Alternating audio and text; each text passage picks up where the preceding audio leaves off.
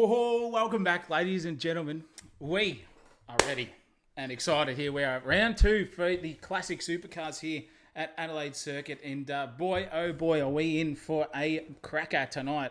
We've got approximately 1.5 hours racing coming your way tonight, and I cannot wait for that. And you can see that the guys in the standings, it is neck and neck. And if you have a look there, you've got basically 6 points separating Jason McFadden and Lachlan Grant. So the competition is well and truly heating up. But don't you worry about that. It's going to be on. We have got at least 30 cars here on the grid tonight. It's good to see everyone here. Thank you to all of the guys in the chat so far and all of our viewers waiting. It's always good to have you here on board. I'm Zach O'Reilly, if you didn't realise, and I'm very sunburnt. So appreciate some sun, but not too much vitamin D, and I've definitely cop that today, that's for sure. Chris Munro out on bail at the moment. Just had to go down to the cop shop and pay his debt to the police station. So it's going to be very, very interesting to see if he makes it back at some point during tonight's stream. And of course, I'm joking, but he will be on at some stage. For now, I'm your host. And qualifying is about to kick off very shortly. So we'll quickly go through the standings as you can see them right next to you there. We have got Jason McFadden and Lachlan Grant basically neck and neck in first and second, with Jake Buttigieg sitting there in third place as well. Wowee, that is a very tight top three. Brandon Pierce, Dean Verrill, Nathan Hughes, Banachek, Newing, Nielsen and Bullock are all within the top 10, and they're all about 70 points at maximum away. Then you've got nearly a two-way tie there between Thornton, Nathan Higginson, Andre Elliott, Cooper Shifley, Clint Goff, Hanley, Agmana, Scowen, Bullock and Nielsen there rounding out your top 20 for the grand scheme of things. But wowee, we've got EL Falcons, we've got AUs, we've got every other car, VXs, AUs, all here on the track tonight. So it is going to be exciting. I cannot wait to get cracking on with it. So I reckon without further ado, everyone here tonight is going to be on like Donkey Kong on the track. Adelaide's a hectic street circuit, and we'll talk more about that as qualifying comes up. But for now, we'll be back here at SimSational TV in just a hot second for that exact session, which will be qualifying. Stick around.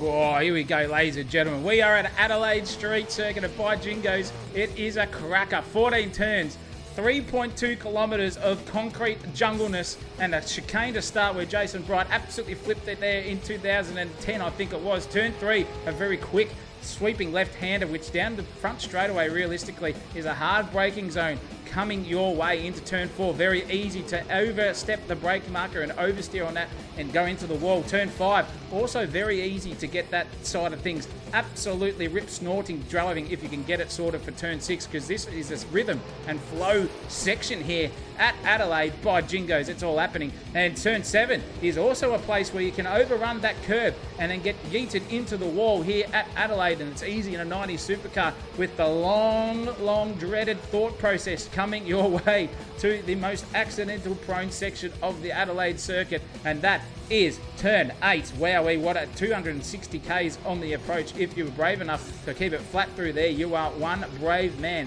Then it's a hard braking zone coming your way here into turn 9, hairpin style. Wowee, this is good stuff. I love this turn. Very, very complicated turn. It is on camber, off camber, and then dips off in the middle. Then accelerate again onto the boot into turn 10, which is sort of a double left-hander into 10 and 11, because before you think about it, you're already on the brakes and navigating your way into turn 12. And turn 12 comes your way at an absolute rate of knots. It is incredible stuff. And when it comes to anyone here at SimSational TV in the commentary box, Zach O'Reilly and Chris Munro for turn 14, that is the place where you want to get the car in line and in order. This is your format tonight. 12 minutes qualifying, and it is dead set there, ready to go out as soon as that timing ticks over. And then it is 78 laps coming our way here at the concrete jungle that Adelaide is. And by Jingo's, that could be something to behold. David Thornton, the quickest man on the track in practice with a 1:21.395. Did not get better than myself there, I'll tell you what. And it's definitely one of those things where in the studio we get onto the practice server and have a crack at all of that sort of style of things. And we're getting some checksums on the server at the moment. So we are going to come back to you live just to set a course of things as always. Bear with us here in the 90s challenge here at Adelaide Circuit. Don't worry, qualifying is definitely coming our way. So don't go anywhere. Stick around.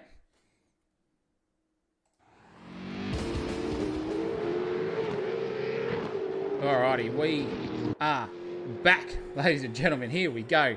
Qualifying is underway. Finally got all of those little issues and tidbits sorted. And I'll tell you what, the man, the myth, the legend, Brandon Pierce is out on track as we speak. And he is circulating right now to do his in-lap and then a very quick out-lap. So we are going to start to ride on board with him. But Nick Mallow is the guy out in front. We'll go on the board with him, bugger it. We'll get going with him first.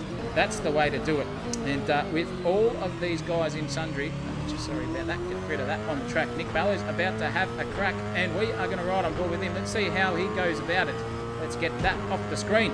Nick Mallow into turn one, approaching at 215 k's, flicks it in, fifth gear, just gets over that curve. I wonder if that will be a track cut or not for Nick Mallow. But as you can see, 200 k's on the approach, hard braking down to second gear, turn the car in, get it pointed in nicely. Yes, he's got that done very, very well indeed. Straight over into turn three we go. Turn four, sorry, turn five coming up really very quickly too. Wowee, that is some SimSational car control here. 120 on the approach, heavy braking, still in second gear. Ride that curb on the outside. Don't get over the top of that too quickly because that could hamper you here for the rest of the race. We can see some cars and drivers getting kicked still from the event. Hopefully not too much real penalty issues.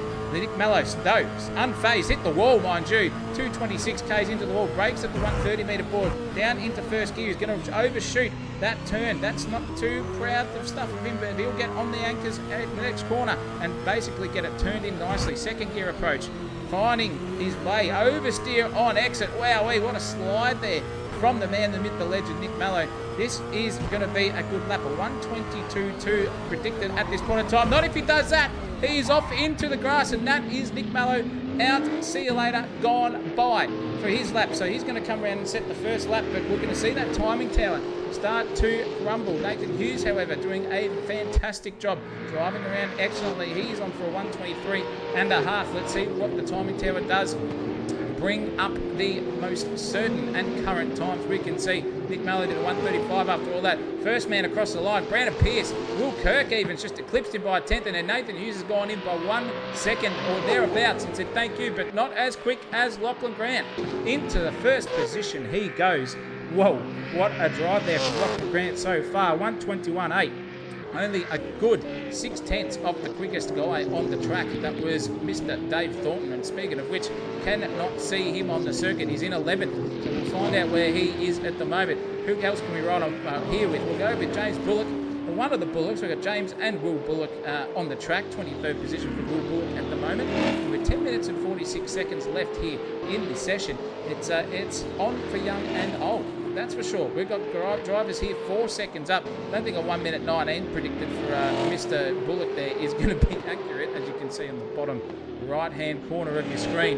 It's going to be interesting. Brandon Dostal, however, is now on a first lap for him, so he's going to try and make his way around the circuit and do everything he possibly can to get that red Commodore up into the top 10 positions and keep it there, because there are some quick guys behind him still coming around. And we can see Mr. Mallow straight through into second place, 122.1. So he was going to get on the ball quicker than that. And not if Mr. Dostal keeps doing that, he won't be anywhere. And EL Falcon of Brandon Pierce, however, flying around here at the moment, doing a fantastic job with Brandon Pierce, very consistent at the moment for him. Makes his way just over those curbs. You can see the abuse that the cars cop. Oh, there's an errant car in the way. Get out of the way. He does in time. Brandon Pierce making his time up here. He's 3/10 up on his personal best, still only on for a 122.3. So he's going to have to get on the ball and try to get himself further up the grid to see where everything comes to fruition here for himself in this qualifying session. We've got under 9.5 minutes left. That could be interesting. I can tell you what, with all these guys behind, we've got Bill Kosmarikis, Carlson, Pedersen, Snooks as well. Those guys are quick, and Alex McEwen in 24th. So there are going to be some movers and shakers here in qualifying to make sure that they are thereabouts, I reckon, in the grand scheme of things. So let's see how they go about it, and let's see what the the overall feeling is. Dave Thornton's gone into P2, 122.1. So he's good 8-9 tenths off his personal best, but still good enough at this moment for P2 on the grid. Nick Mallow's gone around, and he is definitely around. Speaking of which, off the circuit, trying to find some clear space to get back on safely. Not impede Lachlan Grant coming his way through. Daniel Luna here in the grid too. Good to see him. He's just waiting there for some traffic to go by before he exits the server. And now he gets on the gallop as Brandon Pierce goes past. So this will be Daniel Cicluna's second chance. He's just going to get out of the way. Nathan Hughes there does so very nicely. He'll be on the trot now. Brian's cousin in 9th position. Wowee, what a drive from him, Brian's cousin. That is hot stuff. His car is showing up white. Not sure why that is going on there. We'll find out a way to do so. Luke Newing is one of the guys that we see driving around, and he can be spewing, cannot be spewing. Depends on where he is in the grand scheme of the scenario department. There's a bit of traffic battling going on there too. Oh, the Wins car just got absolutely yeeted off into the tracks there. Not where he wants to be. Newing making his way around. He is a fair bit up, as you can see, and that is not what you want to have in qualifying. Get out of the way. My goodness gracious me. That is something to behold. Luke Newing's car looks sick. That is a Fox livery with the masseuse on there as well. And he'll be having to go around one more time, Daft Punk style. Speaking of one more time, Alex McEwen has gone slap into P2. Wowee, and sliding it everywhere, just getting on the anchors at the right time. Ooh, that was some exciting stuff. He just got there at the perfect amount of respect to the car's physical limits and kept it going, but he's a good 1.1 seconds off his best at the moment. This man, Tyce Falzer, in Maltese's livery, very, very nice indeed. Just warming up his tyres here for another crack here for the race in the qualifying. Get his lap underway very, very shortly. We might ride on board with Tyce Falzer and see how he goes about it. 7 minutes left here in qualifying. He's got a good 4 or so hot laps left in him. Hopefully these guys can see in the car radar and come out of the pits. Geez, that was close. Falzon has overshot the entrance there on that. Got it all crossed up but saved it. Somehow he got it all saved. That was incredible stuff. Just getting it there right on the point of not. Headlights ablaze in the rear from him from a car behind. Falzon is way down on his PB at the moment. He's on for a 23.1 at this moment, and his best time is a 122.5. So definitely not where he wants to be. But we'll still see how these different drivers get around the circuit and make sure that they can get some sort of lap time in. And when it comes to qualifying in a concrete jungle, clear air and free space in front of you and behind is definitely something that would be of an asset. And with this bit of clean air in front of him, no aero wash from Brandon Pierce in front of him, this could be a lap coming up for Tyce Falzer once he gets started. He's just warming up those brakes. Number 35 is Falzer. Very, very nice indeed. So we'll see where he comes into the grand scheme of things. Captain Kirk, however, is doing an excellent job there. Castrol liveried car of the VX Commodore.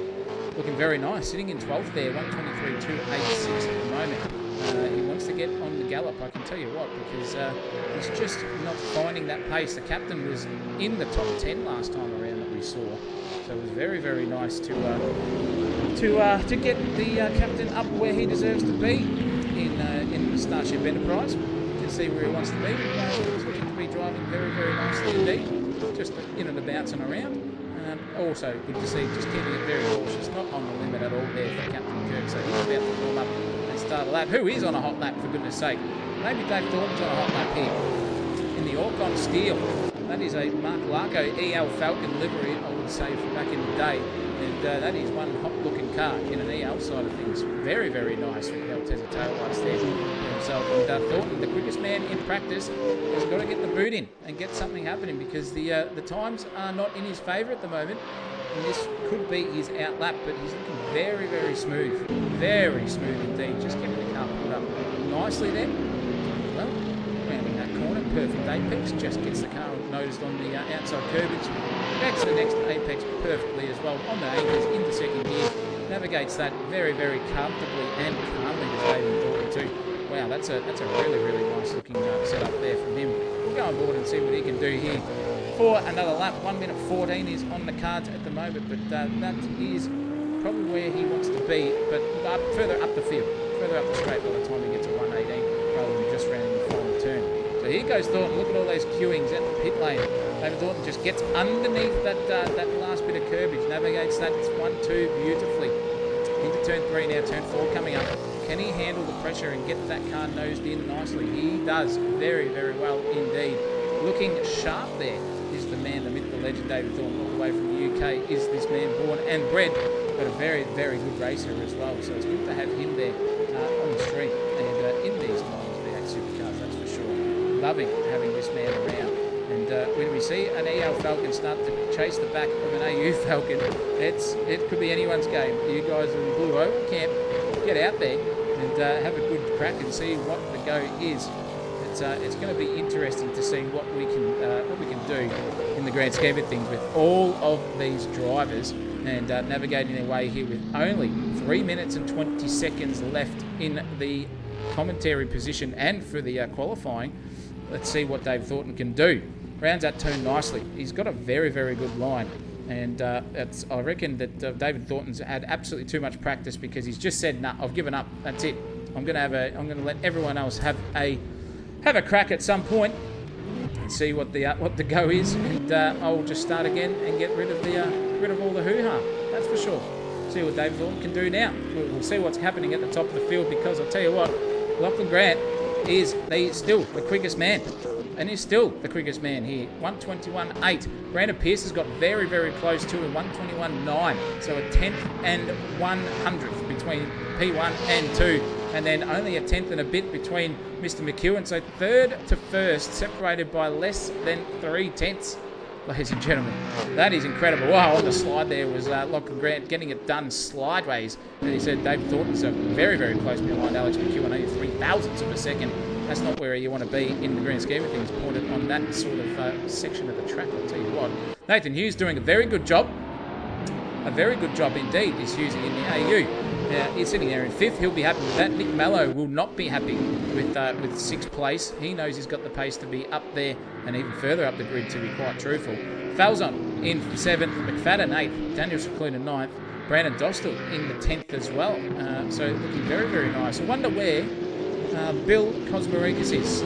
He's not showing up on the timing tower at the moment, so this could be something to behold there for Kosmarikis. He said to me he had a 1:23 in the bag, so he could be inside the top 10 if he gets himself sorted and get around all that jazz. Oh, there's another car off. We've already seen carnage there. Oh, that's very dangerous stuff indeed. Just teleports at the right position. My goodness gracious me. Will Kirk nearly got pole-axed, and there's another car spinning around there. Carnage in qualifying. Wow, this is just something that we could probably preempt for the racing. Oh, geez, I don't want to preempt anything, but that could be what happens to the rest of the guys there in the qualifying, let alone the race. And we're seeing carnage already. The captain managing to keep his way around it. Nathan Higginson also managing to keep himself clean. That is one awesome-looking Falcon. The Autodesk livery there of his doing its best impression of a wall tapper. Just sends it in there. No regard. Doesn't care about the repair bill. Nonetheless, does not care. It's a virtual game, so his team can suck it up. Tommy Wilson has gone bang into 8th place. And in that Castrol VS Commodore, wow, that looks sick. That's a really, really cool livery. That is like a alternate spec livery of those guys that we saw in the Castrol team. Bit of flame action there too. He's got a full credit Falcon in the way of his, I think that... I can't actually see who that is, but he's just got out of the way nicely, or has he? No, he hasn't. He's still managing to keep in Tom Wilson's way. And there's only 16 seconds to go. Lachlan Grant's pulled it up and said, I've had enough, but that is too cocky. There goes Alex McEwen. Bang. Into P1. Thank you very much, Mother for the Rabbits. He's taken P1 by 600ths of a second over Lachlan Grant. Qualifying is done. Checkered flag is waved there on your screen. Brandon Pierce is not going to improve at all. Can Falzon improve? No, he is not on a flying lap at all. He is half a second down on his personal best at this stage. So that is done and dusted for him. Can Secluna get further up the racing channel himself? I'm not too sure. The timing tower is not giving us any indication of anything there for us to work off. But he looks like he's on a hustle here. Oh, look how close that was. Nearly knocked the mirror off that VX Commodore. Looking very sharp indeed. He's Mr. Secluna. Seeing what he can do in the Repco Commodore there. What is Mr. Cicluna got in the bag. See if he's up on a lap. He's still pushing on by the looks of it. Oh, super sideways there. That's not the way you want to do it. Nearly hits the wall. Does hit the wall on the exit curve. We'll see what happens to him. Can Nielsen improve? He has. He's just gone into P9. Well done to Ryan Nielsen. That is a quick lap time as well. And we'll see the rest of the cars come through here for the final time. In qualifying, it is overtime here at the moment. What is any movers and shakers going to happen? Nothing is. Oh, there he goes. Cicluna into 8th place. 122.517. And is Alex McEwen still trying to ship it around? No, he's not. So he is out. And he's done. But that's qualifying. What a session. Very, very close. 23s all the way back down to 20th place. That is going to be close. Have a watch of that mid-back battle. Ooh, anything can happen here tonight. Jeez Louise. That is a rip snorter of a grid coming away. That's what you can see, ladies and gentlemen. Alex McEwen has got P1 for the 250 kilometre special here that we have got at Adelaide. Wow, that's going to be a place to start for him. Only 600s behind him was Lachlan Grant. So can Lachlan Grant match Alex McEwen on the pace department in the race? Who knows? We're only going to find out soon. Brandon Pearce in 3rd. He'll be super happy with that. Thornton in 4th. Could not find his replicated practice server pace there, but he'll be happy with 4th place. Nathan Hughes will be stoked with 5th. He'll be as stoked as a goat in the green grass paddock that's about 100 acres wide. Nick Mallow will be also a little bit disappointed from his performance, but hopefully he can keep out of any turn 1-2 mishaps. Falzon in 7th. McFadden in 8th. He's $2 million richer. Cicluna in 9th. And Tom Wilson on debut here, 10th place, as you would expect from the man, the myth, the legend. Nielsen 11th. Dostal, Buttigieg, Kirk, Hanley, Newing, Higginson, Egmanis, Banachek and Carlson round out your top 20. With the chef in 21st place, Cooper Shipley, Cosmo, Bullock, Goff, Scowen, Fazari, Liccardo, Bullock, O'Brien, and it keeps going, ladies and gentlemen. 35 cars on track. Smith, Zayak, I think I'm just going to call him a Zayak. Snooks, Harrison, and Pedersen are your winners and grinners from qualifying there. Well, we know what we're going to do, don't we? We're going to get ready for a race, ladies and gentlemen. There's only one race tonight, and that is where we will sit. And you know what to do. Sit back in those seats. It's going to be exciting for us all. I need some predictions in the chat. Get involved there, everyone there. Good to see you all as well, because race 1 is not too far off. 250 kilometres. We're going to see some alternate strategies. We're going to see soft tyres. We're going to see pit stops. We might even see some safety cars too, so keep your eyes out for that. The real one's on track tonight, so that is going to be a spectacle and a half. But stick around. Go refill those condiments. Get the comfortable couch. Get the comfortable tracksuit pants and whatever you need. Maybe a sip of brandy or maybe a bit of red cordial. And we'll be back here for race 1 and the only one of tonight here at the 90s. Here at Adelaide Oval at SimSational TV in just a hot second.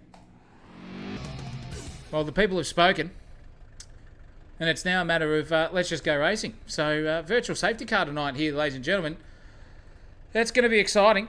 Let's go and look at that grid there. Look at this. We've got a minute 48 left here to go tonight here before we go for a good 78 laps of absolute bedlam. And I'll tell you what, the grand scheme of things here in every single side of sim racing is looking fantastic, and I don't know what is going to happen. Can we keep it clean here for the first part of qualifying? We've got Alex McEwen, for the first race, sorry. Alex McEwen is off the front row with Lachlan Grant next to him. That could be interesting. Let's see how that goes in the grand scheme of things. But we'll see what can happen.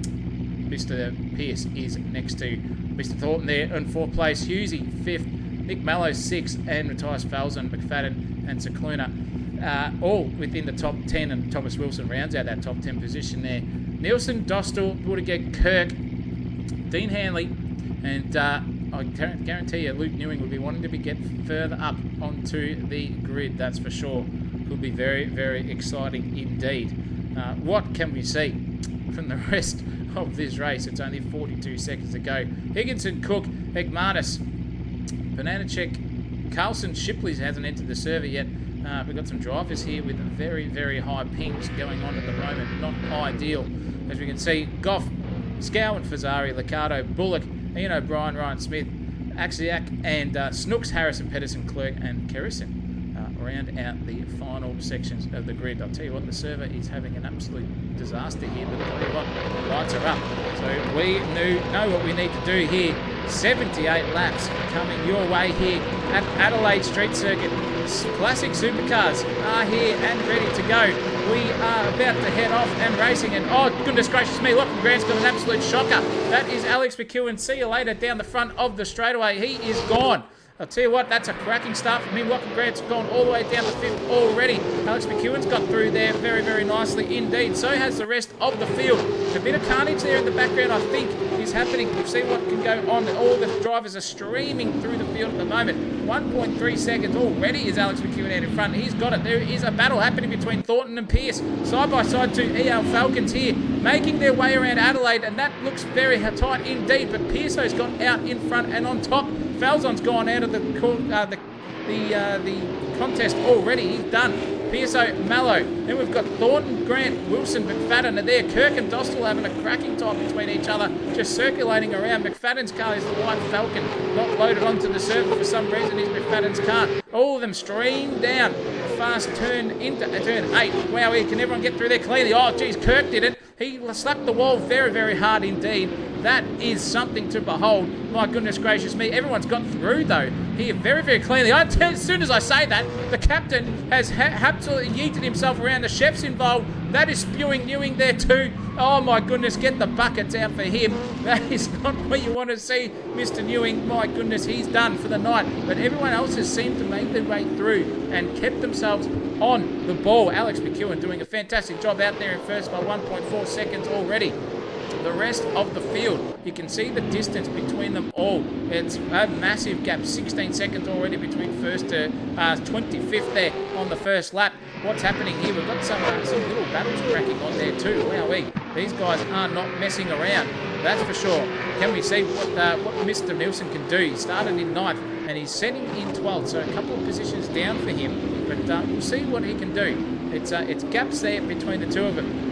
Kerrison got a drive-through for jumping the start, so he's going to have to make his way through the pits and does so very, very nicely. The rest of the field, however, is circulating in a single file fashion at this point in time. Wow, take a breath at the end of that, and it's Cicluna here. He is all over the back of Mr. McFadden. He's got past him there, slipstream style. McFadden's going to have to settle there for a positional change. Here he is. He's right next to Cicluna on board. We can just see the braking distances between the two of them. It is AU Falcon versus VX Commodore. Ooh, just a little bit of contact there. Just missed right between the two of them. Very, very nice stuff indeed. And that will be play on and racing once more there for McFadden. Tell you what, the Chef and Scowen have had a positional change there too, down at the back in 19th place. Bill Cosmarikas has had an absolute rip snorter in 15th at the moment. Good 2 and a bit seconds away from Dean Hanley, but he'll be happy with that. No, what's happened to Lachlan Grant? The man himself, he is out. He's out. He's teleported straight to the pits.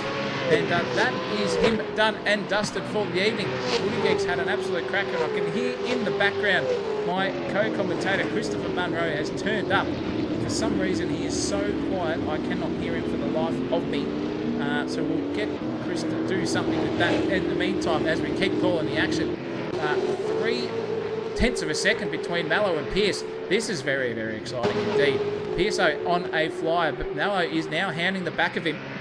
Not where you want to be in the slipstream draft. Pearso just got through there very nicely indeed, but now Mallow's got the whole shot on him. He's going to take that P2 off him here under brakes, coming into the turn 9 handpin. Got the job done, very respectful from them both, but Pearso's going to fight it and battle hard. They're both side by side. He's coming into turn 10, turn 11 as well. Pearso's got the advantage. Has he overshot his brake marker? He hasn't. He's got straight back up the inside, and Mallow's hit the wall in the meantime too. Pearso's had a misshift or something because Mallow's come straight back at him, going for the switch back here into the turn 13, turn 14 at the track. What can he do?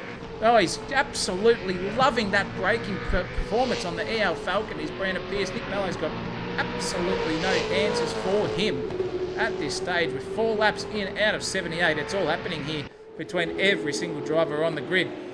Our guys in the chat are having a good old tussle on who's going to make the prediction, because we've got Mallow, we've got McFadden, we've got a couple of different predictions there for the race win. and it's going to be coming out to a fruitional stage at I reckon about lap 77. Not sure who is going to be out in front here at Adelaide. We've got Chris Munro back in the chat. He's there. Jeez, it must be quiet to me. I'll see if I can fix that in the meantime. Change it. Have a test now, Christopher Munro. There we go. Viewers, can you give a Chris Munro a shout out to see if we can hear him clearly? Go ahead, me old son. Good evening, everyone, and welcome myself to the stream. A little bit tardy on the start there, but did manage to get into the server for the race start. And I'll tell you what, I was spectating the action down the back. There was a dead set car that just did not go off the line. I think it was Ryan Carlson at the very back. I think he might have started about 20th or something, but he just didn't go anywhere off the start and got absolutely T-boned from behind by a few cars. So there's a few guys at the back who have been tangled up in that mess, and so pretty much on the recovery drive from then on in. There's a few drivers down there out of position. Poor old Spewing Newing we saw going around earlier as well. So a long race today, ladies and gentlemen, and it looks to be that most of these drivers are behaving themselves out there on track as well, which is fantastic to see. Yeah, very good to see, and we can put a test to all the standards in the learning department of all the drivers to make sure that they know that they cannot win it on the first lap, but they can definitely lose it. And they've done themselves every single favour. What's happened to Bill Kosmarikis? He is around, and he's about to enter the track. What are you doing, Bill? What are you doing there? That is that's taking the P155 if I've ever seen one. Dangerous re-entry for Bill Kosmarikis, and nearly took out 5 or 6 people. We'll get off him and go to the next closest battle on track, because Pierce and Mallow are neck and neck again, and it looks like Mallow's got the job done here at this moment on Mr. Mallow, and we'll see what can happen here between the two of them. They're going to drive around the inside and the outside. Pearso's given up P2, and David Thornton is not mucking around here. But the blue ovals versus the red line, not being the strongest, and Pearso's lost it into the bunda. Somehow gathered it up, and my goodness gracious me, just kept his nose out of damage there from Dave Thornton. Classic driving from the both of them. And Lachlan Grant has decided to DNF. What has happened to him? Maybe a hardware issue or failure, because he was up there, Christopher, in the podium positions for qualifying, and now he's DNF. Who was that? Sorry, Lachlan Grant. Lachlan Grant. Okay, well, yeah, we did see him parked in the pits there, so perhaps some hardware issues and technical issues going on there. I know the power was off in my house when I got home, so perhaps the storm's hitting wherever it is that Lachlan Grant lives in the country as well. So good to see, though. 35 cars in the server tonight, ladies and gentlemen. Wowee. Where else do you get it out here with that sort of numbering on a Sunday afternoon? Nothing to do. Insufficient permissions.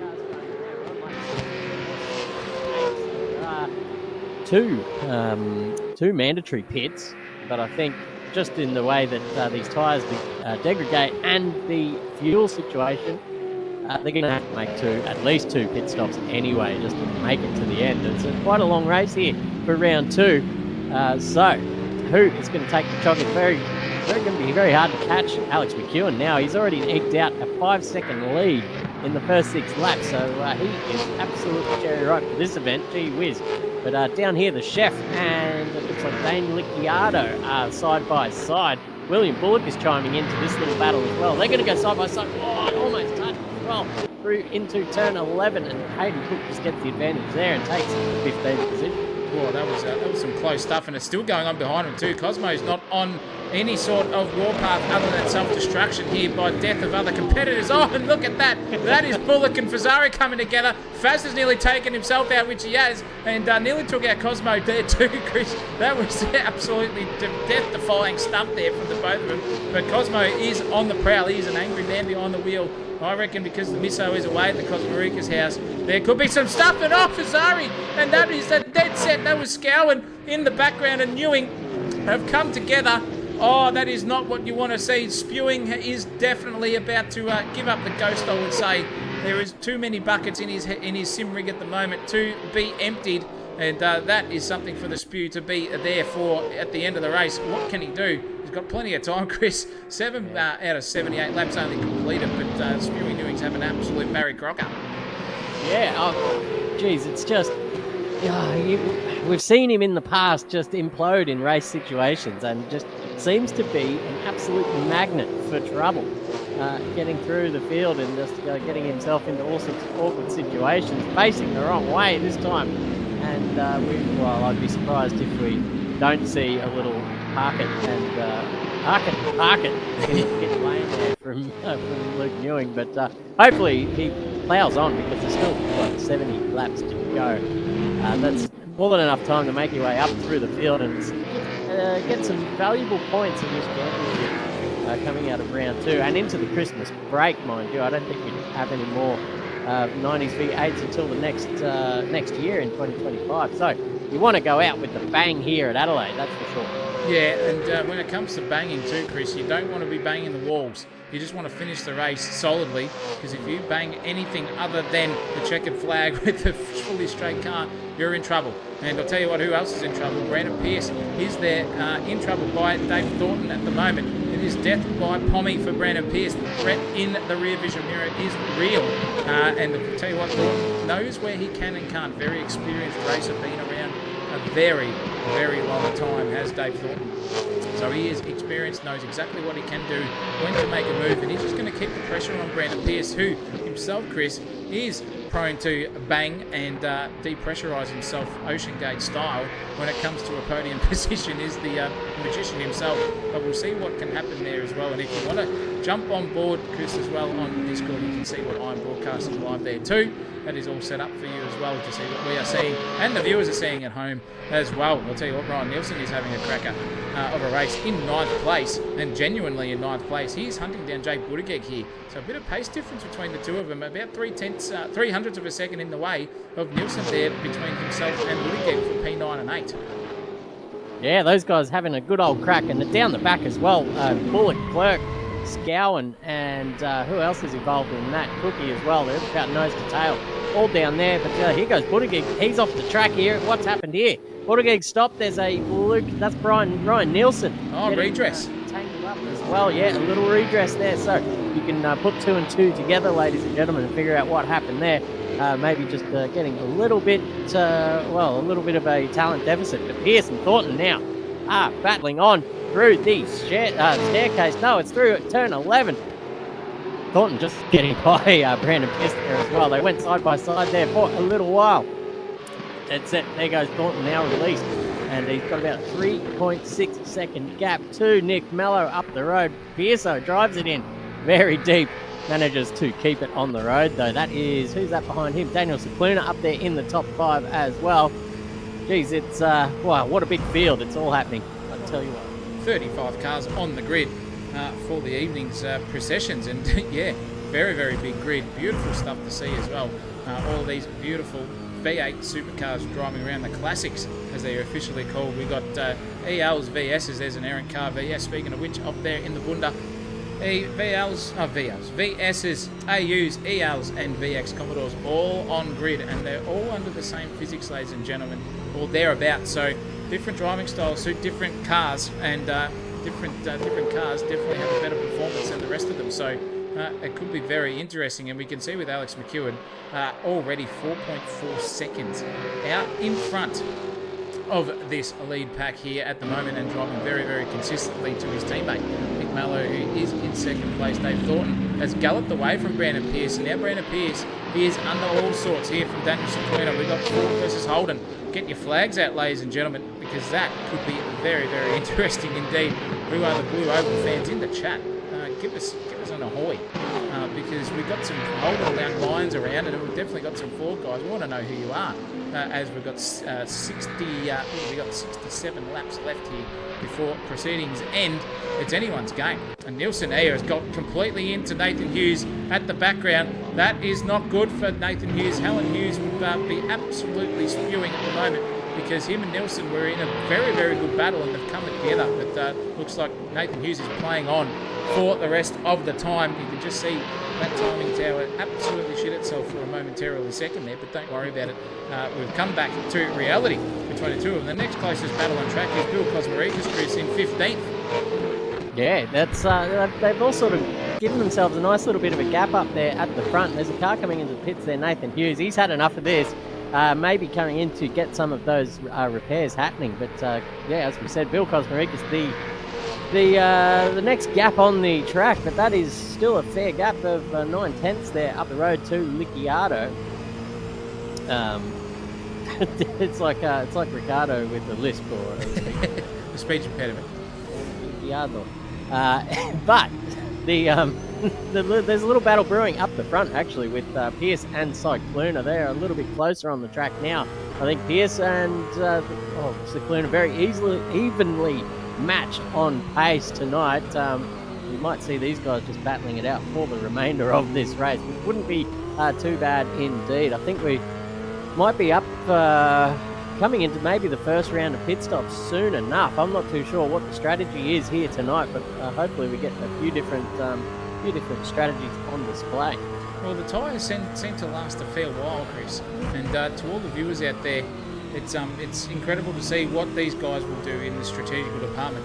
It is 2 mandatory stops, so low fuel runs on both of them, and with the fuel rate at 130% for these cars, it's going to be very, very challenging to make sure you've got the right amount of fuel and pit when you want to. And if you have to alternate the strategy, you're going to have to worry about your fuel calculations to the end once again, because if you pit too early, your tank does not get filled up enough to keep you within the fuel limit. And with the racing at this point in time, seeing some guys coming to trials and tribulations, it's going to be interesting to see what these guys all do up the front. And it's I'll tell you what, up the front, it's closing a little bit too there, Chris. 3.5 seconds now, a good second taken out of the lead. There is Nick Mallow over Alex McEwen.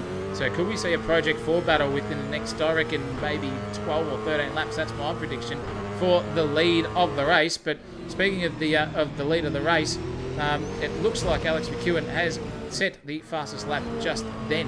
So he's 1:22.534 is on song, and Nick Mallow is definitely catching him at a rate of knots. I'll tell you what, it could be interesting. I'd love to be in the communication channel between the two of them. Come race day, could be interesting. Absolutely, cricket's in there, I imagine, for the time being, because Nick Mallow is catching Alex McEwen. Whether that's because they are starting to filter their way through the lap traffic. As you can see on the timing tower, there's a big gaggle of cars there that the leaders are just sort of working their way through at the moment. So that gap is still continuing to get smaller between Mello and McEwen. It's now under 3 seconds, so they'll be able to see each other on track as well. But down here, we've got Banachek up behind the chef. Here, Banachek's just getting it all sorts of sideways. He's off into the bunda. That is bang into the fence. The VS Commodore has seen better days, but he gets back out on track. No harm done there. Maybe and hopefully not too much damage either. Yeah, look out there happening. And I'll tell you what, James Bullock and Ricardo are now fighting for position 14 and 13 here. 0.3 of a second between the two of them. Keep an eye on 5th and 4th as well, ladies and gentlemen. Cycluna Pierce. That battle is not petered off one iota, but these two are very, very close. It's AU versus VX here, and the green-eyed monster is hounding the back of the red line. It is incredible racing here. It's fantastic to see these guys fly around and see the different lines that they take, different approaches. Oh, that's a different approach. Slapping the fence on the outside of turn 8 before you even get to turn 8. That's different. Bullock seems to have survived that very nicely. Hopefully not too much damage there in the department for him, but we'll find out when he comes into a pit if he decides to change any sort of damage configuration. But he's still half a second away or thereabouts between himself and Ricardo, because Ricardo is not looking very racy at the moment, just keeping it defensive, keeping it on song there, and nicely done at the moment. Consistency is key around here at Adelaide, and myself and Chris Munro, two very, very quick drivers in their own rights, know what consistency does. It gets you results, so you've got to be consistent. Keep it off the walls, then keep it racing, and look out. They're racing hard there now. Look at this. Bullock absolutely having a crack. What's happened here between Nielsen and Higginson? They're fighting for position 2. We're going to cross to them. They are on, and Higginson's just forced his way through on Ryan Nielsen. Said, thank you, I'll take that place right off you there. AU, don't care what breads you're wearing. I'm going to take that position and say thank you very much, mother for the rabbits. And he's done so. Here, what can Nielsen do in reply? He qualified in 12th position bit, Nielsen. So he is where he is relative on the pace department, but racing is definitely some sort of different equation. When it comes to qualifying versus race setup, you can have two different sorts, and that can be the difference between you being just as quick or a little bit slower in the racing department. Yeah, different mentality as well required for the different sessions. Qualifying, you can feel the pressure, that is for sure, and it really gets the sweat and the heart rate up in these drivers. When it comes to race situation, you want to be zen out there. You want to keep that heart rate as low as possible. And the concentration levels required to, I guess, get through a race like this, 78 lappers, without slapping the wall or having any sort of off-field adventures or off-track adventures is the ideal key to winning a race like this. Consistency is everything when it comes to racing. And, oh, geez, Nathan Higginson just absolutely slapping the wall there on the outside of T3. That brings Nielsen right up close now, coming through the staircase section. You can see the differing lines there. Higginson opting to go for the bit of a curb jump on the inside, and Nielsen follows him through on that time around. But Nielsen opting to just sort of stay clear of the inside curbs, clattering over the outside curb there as well at turn 7. Wowee, and that gap though has opened back up to about 5/10. So Nathan Higginson just slapping the wall again. I'll tell you what, more hits than Elvis this car at the moment, and we're only through, not even a quarter of the way through yet. So these guys better keep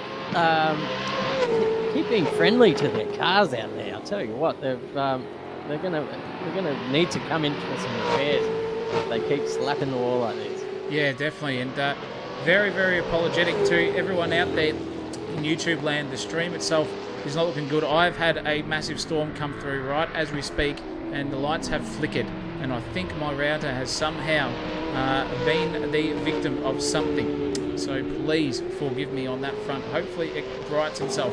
I've got a only good connection to the Sim Racing land at YouTube at the moment, so apologies for that stream looking a little bit hairy. Hopefully it corrects itself here, or we might have to get Chris Monroe to back us up on the stream, because it's not looking good. I can hear the thunder, I can hear the lightning. There's nothing on track here of thunder and lightning other than this action. They're not letting go of each other. Mr. Nielsen and Mr. Higginson, they're fighting tooth and nail. I think we've seen enough of them for now, but the Secluna battle versus Pierce, Chris, is looking very, very healthy. These guys are neck and neck.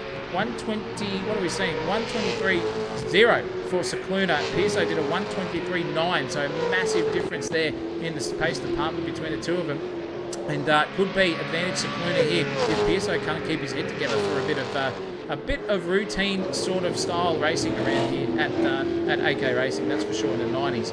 It's all about consistency here around Adelaide. One error can either set you firing into the wall or trying to avoid the wall, which means put your anchors on and get ready for the absolute send of your life if you have got that opportunity to take a pass on.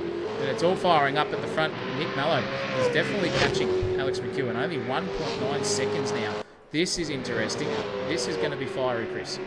Yeah, that is interesting indeed. We saw that gap was out to about 5 seconds. Oh, geez, not too long ago, to be honest. But now, since Mello has just sort of gotten clear of that little battle pack that he was in not too long ago, he's made absolute inroads here on that lead with his teammate there out in front. I wonder what the comms are, if there are any. Are they under team orders? Are we going to see some inter-team battling? Because that might not be the ideal thing for them at this point, because David Thornton is back there and he is a speedy customer as well. And the more these two battle on, the more it will bring him and Pierce and Secluna and anyone else who wants to go with him up there in the lead. So we might just, we will see soon, because Mello was still another couple of tenths quicker around on that last lap. So you can see that gap coming in on the timing tower. Rick Banachek just getting out of the way there of Nick Mello. I'll tell you what, it's now spicing up at the back with at the back of the top 5 there with Secluna. Still just giving Brandon Pierce something to think about here, and we're coming up on some lap traffic, so this is going to be an opportunity here for Secluna at the end of the straight, I think. Yeah, definitely. Look at these these two lap traffic that's spewing Newing sitting there. And I reckon at this rate of knots, it could be a matter of getting the hell out of the way. Pearso's just tried to get up the inside there of Newing. He's got the job done just. Can Newing get out of the way, please? You should know better. And he does so. And he's yeeted Banachek into the wall in the process. Oh, geez. And then the two guys in front have got clear of that by absolute miracle style there. That could have been a physics disaster there for Banachek, spearing himself straight into Cicluna, but he survived it. I reckon the underpants are a little bit darker in the shade there in Cicluna's brain at the moment. Hopefully he doesn't have to go to the toilet at any rate. But wowee, these guys live to fight another lap. And it's incredible stuff here between all of the drivers. And they're managing to keep their cars relatively on the circuit at some point, whether it comes to lap traffic or not. And speaking of lap traffic, it's going to be coming a hell of a lot quicker than a lot of people think here. 19 laps in, we're already approaching to it. So at this rate, it's going to be another 4 times that there will be lap traffic impeding the lead drivers, mid-battle or not. It's going to be spicy by the time we get through to it. Wowee. Not wrong there. I think once it all starts to level out, it'll be just a constant stream of blue flag traffic coming up for these leaders in these kind of races. When there's 35 cars on track, the disparity of pace is quite a big difference between the guys running at the front and the guys running at the very back. So I wouldn't be surprised if you see a few people getting lapped in the multiple times. But there is a DNF. Luke Newing is the first casualty of Adelaide in the DNF stakes. He is out. He's gone back to the pits, and I think that might be him for the day. He's exited the server, ladies and gentlemen. Luke Newing having enough there. Yep, and the buckets, he had about 4 of them. He knew it was coming. They're all full, so he had to DNF, go to the toilet, empty him down the Royal Dalton, and say, that's it for me tonight. I reckon I'm about 10 kilos lighter as well. And Ryan Smith also disconnecting from the server too. Another casualty as well. And the chat is on fire here tonight. We've got predictions all coming through. Spewing Newing's gone, says BZ, 100%. Good to see Broski Bro absolutely coming in and enjoying the best of sim racing.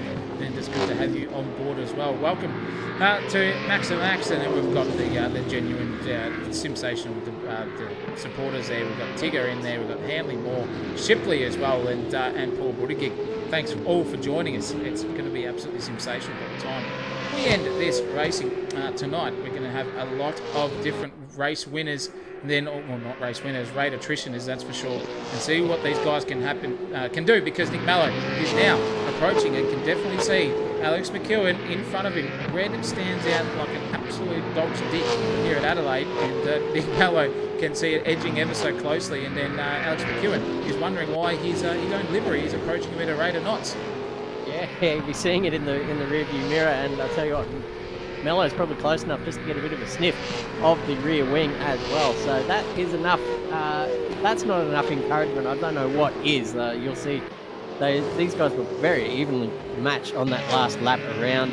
Mello only half a tenth quicker. So maybe a little bit of a response here from Alex. Maybe just looking after the tyres a little bit better in that opening stanza. And now we might see him just try to slowly turn the screws up in the pace department, and might maybe try and eke that gap out. But as you can see on your timing towers and the physical on your screens, these cars are getting closer and closer on track. This will be a battle for the lead. Something tells me soon, but we're just coming up, or we've just gone past quarter race distance. So it's this race is going quickly.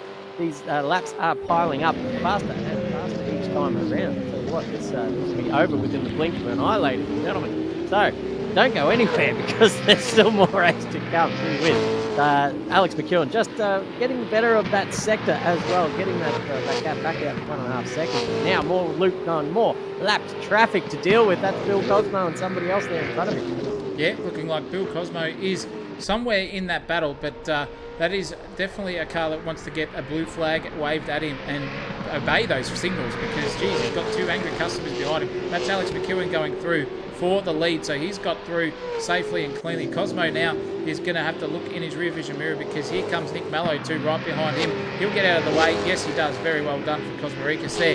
Gets out of the way, not knowing where his race is compared to the rest of them. at this stage, and that's where we're at. We are seeing 13th position already getting lapped here, ladies and gentlemen. That is how quick the front drivers are at this track. It is just all about the consistency in the pace department, getting out of the way of any blue flag markers. And I'll tell you what, Nick Mello will definitely be wanting to catch and get Alex McEwen out of the way straight away, because he is under a second.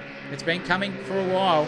He's definitely got the advantage here. It's 2 VS Commodores over it. Whether Alex McEwen is a little bit underdone in the pace department, I'm not too sure. Scowan's had to take a drive through, and as we say that, Nick Mello's made an unforced error, so that gap is now increased 3 tenths or so now between Alex McEwen and Nick Mello once again. So again, consistency. As we said, keep rambling on. We're going to keep telling you. Banachek and Fazari are having an absolute ripsnort of a battle here. 20th and 19th position has been fought for sheep stations here. Oh, geez, Banachek's the braver one of the two. He's gone straight around the outside of Fazari. Said, thank you, I will take that position off you and get into a consistent racing mindset and take away that position. But he's not going to do it if Fazari just yeets him around and says, no, that's not on. And he's going to have to redress. And Banachek's gone straight into Will Bullock. Oh, my goodness, that is definitely not what you want to see. Oh, that's absolutely sensationally, errorly specific for the man himself. Cosmorikas is in the pits, so is Clerk too. And I reckon these guys are coming in for their first stop out of the 2. So we've got 23 laps in for Cosmorikas there. That's where we need to take a note and see where they are, because the top front runners still haven't pitted 23 laps in. When are they going to pick Christopher Munro? It's anyone's bet. Yeah, I'd say fairly soon, because if they want to, well, we're getting up to almost a third of the race done, so they can clear those 2 required pit stops. Let's say they do it now. The first one, lap 23. The next one, lap 46. That leaves another 32 laps in between the last 2 sessions. So I think you'll probably see them come in maybe lap 26, 27. That might be a good marker for these guys. But then again, I don't know how long the fuel lasts. So is it worth just running the tank almost empty, coming in, slapping on some new boots and fill up the tank, and away you go and see how far you can get and come out for a bit of a splash and dash towards the end? Who knows? We're going to find out very shortly, I think, as we've seen a couple come into the pits already this last lap, so we might see a few more this time around as well. But Alex McEwen now. And see the headlights ablaze there of Nick Mello behind him as well. You can see on the timing tower there how many stops these drivers have made. Will Kirk has made 3 stops. I don't know if this is correct or accurate. Will Kirk running in 16th position and gone through the pit lane 3 times. I don't know about that. I guess we'll find out once we watch back the stream. We'll find out what it's doing. Hopefully giving some sort of rate of attrition to the rest of the guys out there. But, yeah, that's the gaps that you can see. That is the lead gap. We've got 9 seconds between first to third place there at the moment, and it's coming very, very quickly to be maybe a P1 position for Nick Mello if he can keep it on the prowl at this point in time over Alex McEwen. So it's going to be interesting to see what happens between the 2 of these gents. And look at this, Nick Mello and Alex McEwen now have to navigate another lap traffic car getting out. There's Cosmorikas coming out of the pits. Wow, that was a long stop. Not sure what was going on there. That was definitely longer than what we thought. And he's way down the water. Here's Cosmorikas. Maybe a drive-through and then a pit stop to go through as well. Maybe we're just giving him the brazen bits. But nonetheless, we'll manage to find out where they are in the grand scheme. These are the positions. Alex McEwen is up 1 place at the moment. Nick Mello started in 6th, so he's in 5th. This one is accurate, Christopher. Dave Thornton in 2nd. In 3rd place, up 2 spots. Secluna up 6, massive drop, and Pierce dropping down 1. That's the only guy who's dropped a position inside the top 10. Have a look at the rest of them. Up 10 for Bullock. 7 places for Dean Hanlon too. Wow, that's a cracking drop from him. And 19 for Clerk. The rider himself is doing a sensational job there in the positional department. Hopefully he can keep it there, come pit stop strategies, etc. by the end of the race. It's a bit hard to get a gauge on who is actually where. There have been a few pit stops made already, but I think we'll see a lot more in the next coming few laps. That is for certain. won't be until maybe 10 laps to go before they all have shaken through and taken their second required stop. Mandatory pit stops here, ladies and gentlemen. Change of tyres and, of course, fuel to get you to the end. These cars do not run on vegetable oil. It's real petrol that they have to put in the virtual world. So David Thornton going through, still in the 22s, but plenty of pace in that car, that EL Falcon. Wonder if he's probably thinking, oh, if I just put my pedal to the metal now, maybe even come into the pits, get some new boots on, and maybe attempt a bit of an undercut on the cars in front. It's about this time of the race where people start thinking about strategy. And because we are in the sim world, all these drivers are pretty much self-managed in the terms of race engineers. So they're all doing the sums and the maths in their head to try and figure out when and what is the best approach for when it comes to pit stops. Yeah, it's a weird one to sort of think about, because when you're in your own pace difference department, like Dave Thornton he's doing 122.7s consistently. It could just be a matter of, can he fuel save a little bit, lap longer, maybe go for an overcut compared to the rest of them too, and maybe gain a couple of seconds to make himself further up the track by the time the end of the session does happen. It's all in tenths of a second when you come into racing. If you do the maths, 0.3 of a second per lap times 10, that's 3 seconds. Up the road, you will be over some counterpart if you're consistently 0.3 quicker per lap. So it's very, very much one of those things that you need to do the maths on and see where you can and gain if you want to, whether it's worth fuel saving, whether it's worth going longer on those tyres before they start to die off a little bit, and then get into the pits and put a fresh set of boots on before your delta starts to drop a little bit there too, which is a very, very interesting thing. And speaking of interesting, it's happening here at the front. Nick Mallow is right on the back here of Alex McEwen. Some lap traffic of Higginson not getting out of the way. The man who knows everything about V8 supercars, self-proclaimed as Higginson, doesn't know what a blue flag is. Did not get out of the way there in time, and now he's absolutely given Alex McEwen something to think about, that's for sure. 0.3 of a second for the lead of the race. This is the change for position we've been sort of talking about and monitoring as it goes in, and he's hit Nick Mallow. Oh, Higginson, go back to driving school, mate. That is horrible stuff there. Cannot believe you have done that to one of the best, if not the best driver here currently in AK Racing. You have ruined his race and absolutely sent him into the bunda. That should be a live kick if I've ever seen anything. Look at that guilty Falcon's headlights there at the moment. Turn them off, son. Put some hazard lights on and put a P plate on, or an L, because that was some dead set shithouse control there in the car department. My goodness, I couldn't care less if that was a spray. You'd well and truly deserved it. And now into the pits comes Nick Mallow. After all of that rate of attrition, he was doing excellently, and he just got absolutely punted by no fault of his own there from an errant 80 Falcon. Wow, absolutely spewing underneath that helmet. Don't you worry about that. That's probably one of the worst things that can happen to you out on track. Getting punted from behind, getting turned around from behind is one thing if you are battling with the car that punted you. But if you're coming up to lap them and then they come back and send it up the inside, outside, whatever you like, and turn you around, that is, oh geez, that is absolute cardinal sin for old Higginson. But he's going to learn his lesson now when he watches this back. Daddy O'Reilly has given him the big serve and said, back on your bike, champion. We've got Cook, Bullock and Fazzari and Banachek all pulling into the pits now. Dean Hanley following them in too. So this is now where the, I guess this is the pit stop window. What did we say, lap 28? Oh, it's pretty good in that prediction there. So we're going to see, I think, all these cars streaming in very, very shortly. And the mechanic keeping very much busy. The leader is in the pits now as well, Alex McEwen. Just coming out of the pits or into the pits. He's into the pits now. He is getting that service done. Dave Thornton following him as well. Danielson Cluner coming in too. It's all happening here. Brandon Pierce might go around one more time, but it just depends on how much fuel they've got on board and how much they've been saving during this first little bit of this race. Yeah, in comes Brandon Pierce, so follow suit for everyone. And now where is Nick Mallow on the track? He is rounding the final turn. Oh my goodness. No, what? He's disconnected.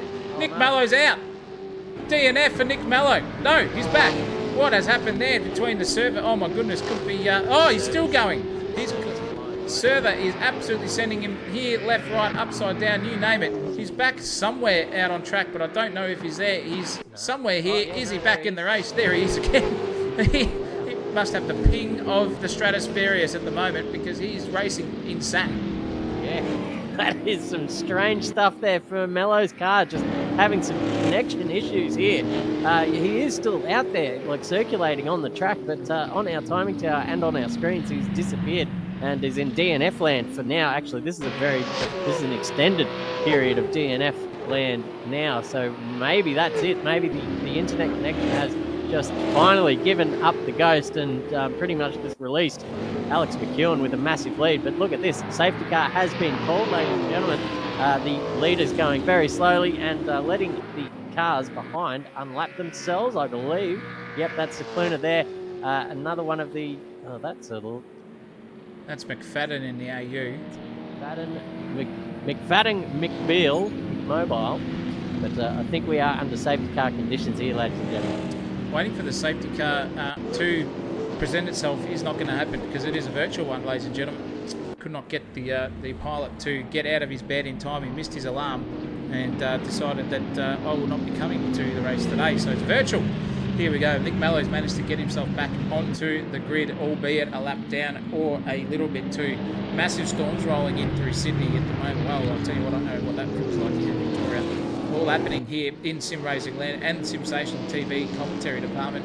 The stream is just not getting back up to where it should be, even though it says excellent connection as well, ladies and gentlemen. So apologies for that extended period of absolute comical technological errors there. And we'll see if that rights itself or not. I'm not too sure, but we are under safety car conditions. Is Alex McEwen going up to another lap of racing pace? He is not. He is weaving and making sure he can keep those tyres very warm.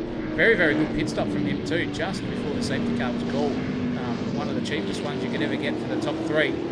And Brian McFadden somehow has managed to get himself up into fourth and on the lead lap too. After all of that, Rangier represent. Jason McFadden, somehow his car is not on the server. Downloaded on my computer, I can tell you that one, but not on the server is Rangier's livery there, but we know who he is. And you know what he is at home, ladies and gentlemen, too. A little bit of a lull in proceedings here with the safety car. And it's just one of those times, Chris, where you think to yourself, what can we do? What can we do better? And it's absolutely nothing, but I can tell you what you guys can do in the sim racing department is like and subscribe to the channel. If you love what you are seeing, we very, very much appreciate it. We're on the road to 1,000. So keep that ideal situation going our way. If you can support the channel, we really, really appreciate that as well. And a couple of little donations, a cup of coffee down in the links below. Also helps us pay off the 28% interest we've got on our sim racing rigs. A bit of an update to get the best broadcast quality here for you at SimSational TV, although albeit YouTube completely stuffing me over tonight. Yeah, it's a comedy of errors behind the scenes tonight, ladies and gentlemen. Scrambling, the boys were to get this broadcast out to you. But we've done well, and it still looks good on my end. So I'm happy with that. Let's yet in the fair income department. The lull in proceedings here at the moment. Go through the order. We've got McEwen, Thornton with Cicluna there in the top three. Those guys all, I think everyone's made their pit stop now, at least the first one. With McFadden there in fourth, Brandon Pearce behind him. Dostal up there in the top six. Great showing from him so far. Dean Hanley's there. Hughesy's there. Nielsen's had a bit of a bingle there with the car around the outside. That's Tommy Wilson just slotting in to 10th position. Higginson behind him. Buttigieg joining the party. Hayden Cook, the chef down there in 13th. We've got Will Kirk. They're going around again, I think, ladies and gentlemen. Are we racing? No, it looks like we are going around again, perhaps letting more lap cars through. I don't know, but they are under race direction. I'm sure someone's in the comp sorting all that out for them. So they can go around one more time. Hey, Cook, Will Kirk, Zach Scowen, James Bullock, Alex Pizzari back to some classic supercar action down there in 17. Banachek's behind him with Will Bullock, Kerrison. Mello is back in the server down there in 21st. He'll be ruining the proceedings that have sort of slapped him in the face so far in this race. Lurk behind him, coming out of the pits now with Steve Harrison, the HRT livery. Very nicely done there. Ian O'Brien's in 24th. Clint Goff in 26th. James Pedersen in 26th. Sorry. And who's Joel Axiak? Newcomer to the series down there in 27th. Matthias Falzon's in the server. I've heard his name called, so maybe just jumping in at the last minute there is Matthias with Bill Cosmarikas behind him. Snooksy down there in 30th position. He's got Ryan Carlson behind him. The EA Sports livery VX Commodore there. Licciardo is a DNF, and so is Spewing Mewing. So 31 cars out on track currently. And we can see all the lap markers going by Daft Punk style one more time. And they're getting right out of the way of these lead guys to let these gentlemen race through. And hopefully by this circulation here for the leader, Alex McEwen, that it is dead set going to be a racing time. We cannot wait too much longer here.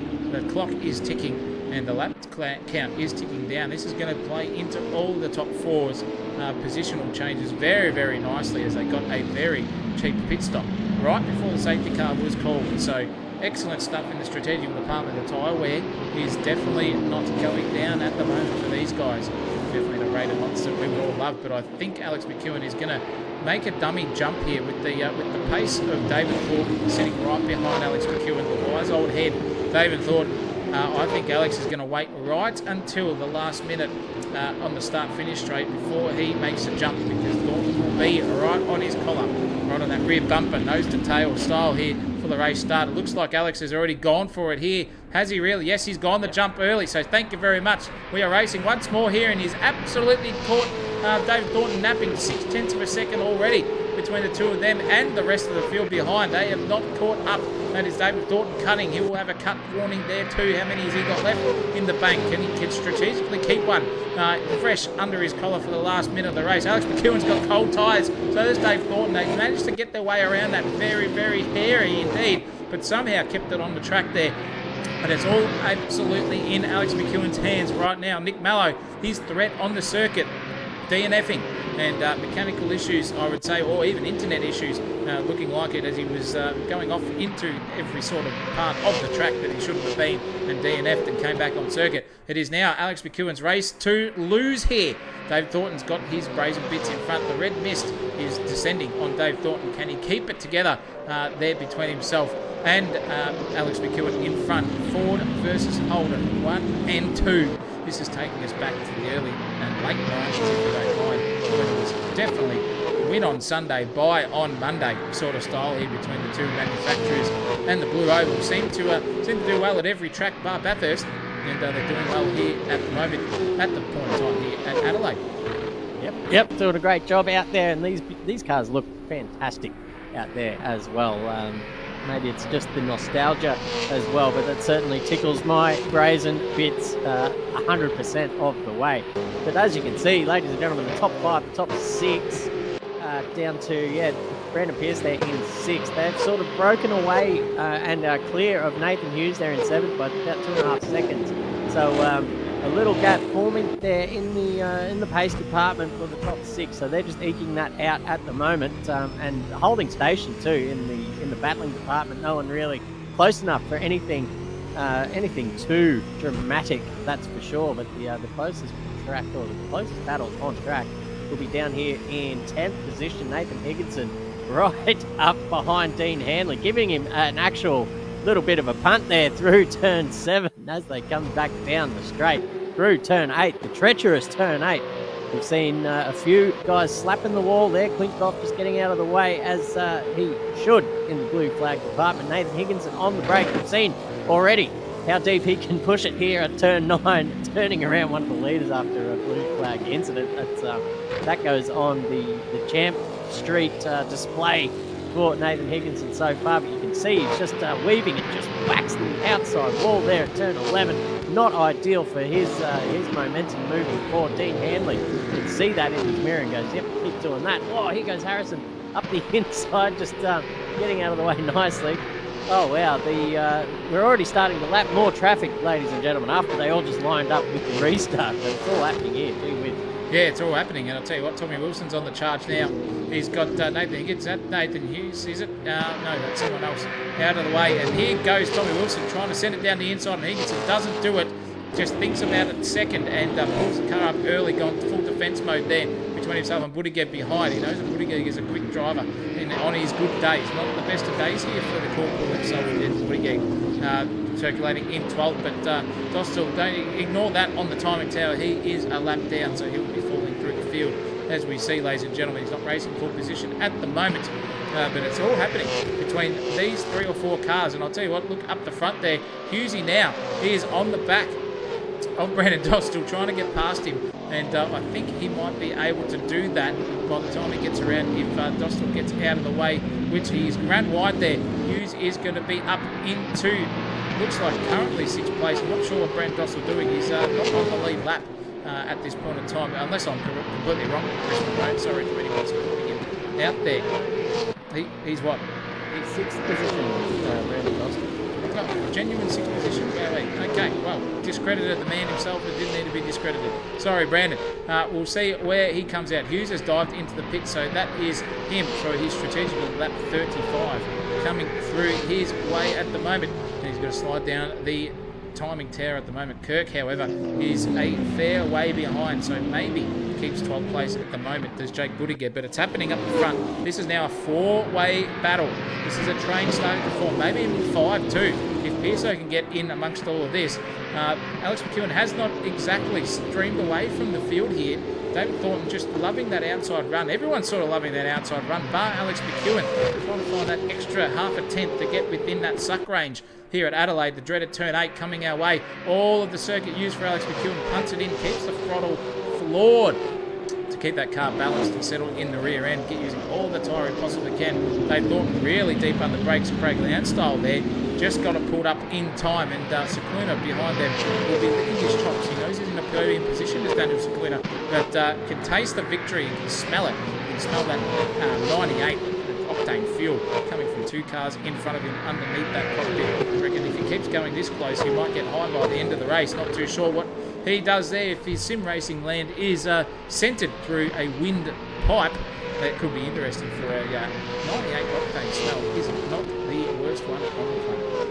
I absolutely love the smell of fuel. Always have and probably always will. Just soak a bit on a rag and just breathe in the goodness, and then spend the rest of the afternoon just looking at all the pretty colours up there in the sky. We do not condone on the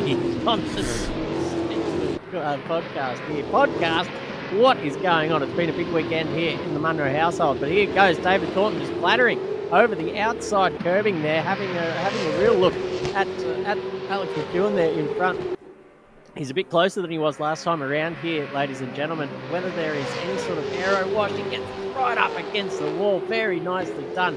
David Thornton looking into the braking zone here of turn 9. There's an absolute... You could put a piece of paper in between these two guys at the moment. David Thornton just applying the pressure, not looking for any sort of dive or dive bombs or anything like that just yet. Just wants to fill up the mirrors of Alex McEwen and make him think twice and maybe just force a mistake. And I'll tell you what, these guys don't really make mistakes. As soon as I say that, Daniel Cicluna makes a mistake just in the background, out braking himself and releasing David Thornton now, so he can pretty much just focus his attention on the car in front. That is Alex McEwen, and I don't know if the server's playing up there, but connections or what. But there are just storms all the way up and down the eastern seaboard here in Australia. So internet connections doing what internet connections do best in Australia, and just cock out on us. But these top 3 separated by not much. No, not much. Only half a second on average each between the two of them. 4/10 versus 6/10, so that's half a second in the math department. Quick math, 2 + 2 is fucking math. And they're doing very, very well, these guys. Keeping it mean, clean, like little fighting machines that they are. and Alex McEwen holding stern and holding that ship very tightly. Tom Wilson has made his way up a couple of spots too. He's gone from 11th into 9th, and now he's handing the back here of Dean Hanley. So what can Hanley do in the defensive department? I'm not too sure between himself, because there is a little bit of traffic coming up in his way also. So something to think about there, let alone giving the car behind him there, and that blue flag gets out of the way very, very nicely indeed. Hopefully that was deliberate, because that's happened. And Hanley from STT has made an unforced error. So now we can see Tom Wilson hounding the back of him, just showing the nose every single which way he can possibly do. We're right on board with him here to see what the rate of attrition is between himself and the different driving styles between Wilson and Hanley. Wilson we're on board with here, braking a little bit later. Hanley just trail braking really, really deep into that corner, nearly onto the exit of the corner too, if you don't mind. Driving styles difference between the two of them is very, very interesting to watch from an analytical department as well. It's looking spicy, that's for sure. Wilson just navigating that turn. That's a track cut there for Dean Hanley. He's going to have to be careful. He's done that a couple of times tonight early on. Wonder how many he's got left. You get 5 track cuts, ladies and gentlemen, before you get a drive ball. You get 6. 5 is the final warning. You do it the 6th time you run. And speaking of warning, that is absolute warning signs there for Hanley. He can see a collision imminent, but Tom Wilson's driving skills definitely keeps himself up there in the grand scheme of things and out of trouble. Doesn't want to punt a Reno anyone, that's for sure, I can tell you that. And Wilson now still hounding the back here of Dan Hanley. It's going to be exciting. This is the closest battle on the circuit, as we can currently see, unless you look at James Bullock, in 15th place. And the lead battle has petered out a little bit, 6 tenths to 7 tenths now between Thornton and McEwen. That is consistency coming to fruition there in this battle. He's still heating up, loving it. Absolutely different driving styles, cutting the inside very early. There goes Dean Hanley, wide entrance for Tom Wilson, gets up right up on the curb there, managed to keep the car aligned and pointed. Very difficult to do. That corner is as slippery as a penguin's home, that's for sure, because when you get up there on the brakes, it can lock you up and can send you sideways, but not for Tom Wilson. Very, very good driver when it comes back. It's good to see him back in sim racing land here at AK Racing, where he definitely should be. And he's got an excellent run here into turn 1 over Dean Hanley. Can he get the job done? 23.7 was the last lap for Wilson. 23.9. Oh, geez, that was some internet connection stuff between the two of them. This server not having the best of nights with 35 cars on track, just settling into some sort of rate of attrition. All of the servers, as we said, on the East Coast, having an absolute rip snort of a storm battle. I reckon there's some liquid going into some of the ISP exchanges somewhere. But battling on and fighting for another day are these two, Chris. It's looking sensational. Wilson just struggling to find a spot where he can make this overtake clearly and cleanly. Daniel Cicluna off the track. He's turned the wrong way. He's had an absolute shocker there at turn 8. He's going to get overtaken here by Brandon Dossel as well. Oh, he's got steering damage too. I'd imagine so.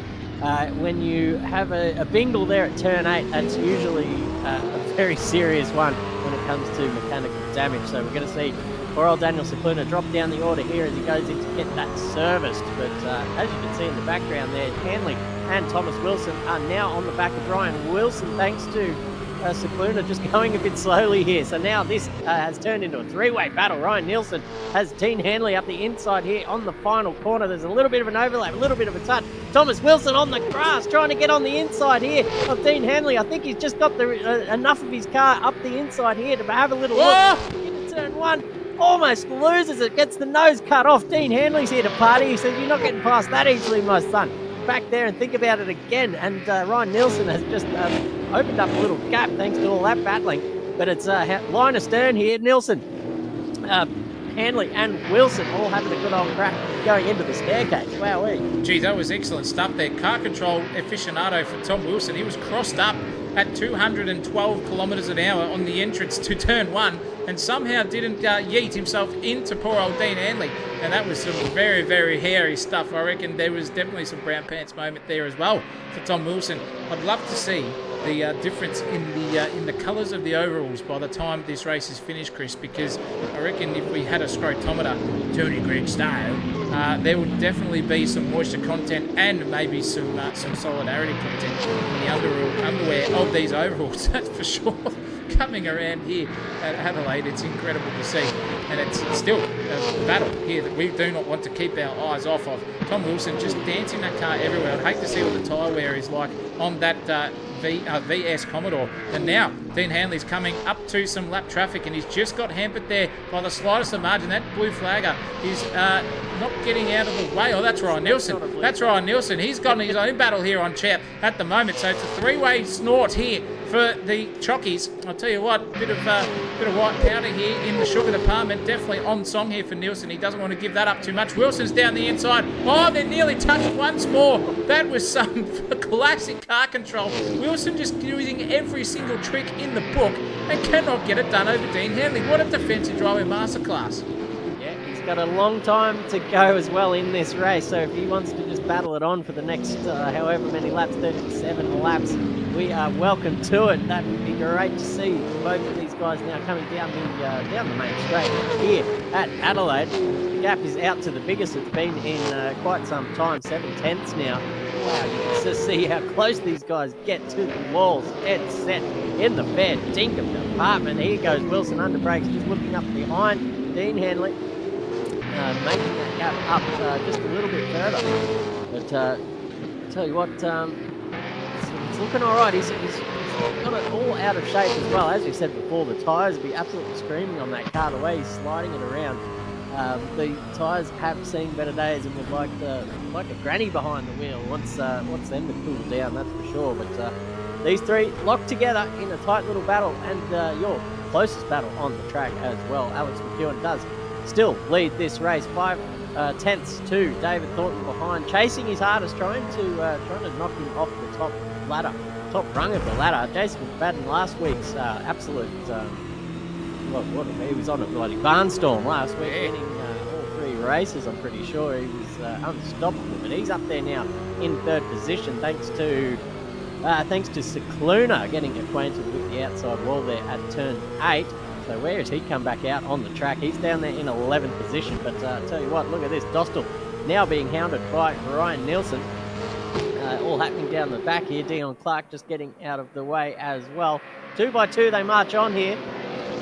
Brandon Dostal looking in his mirrors, goes defensive actually really early, and here goes Ryan Nielsen going to try and just stick it fat around the outside here at turn 9. Not going to happen for him, but Dean Hanley now just taking advantage of all this, and now it's a four-car dance. Let's go. Well, here we go. Look at this.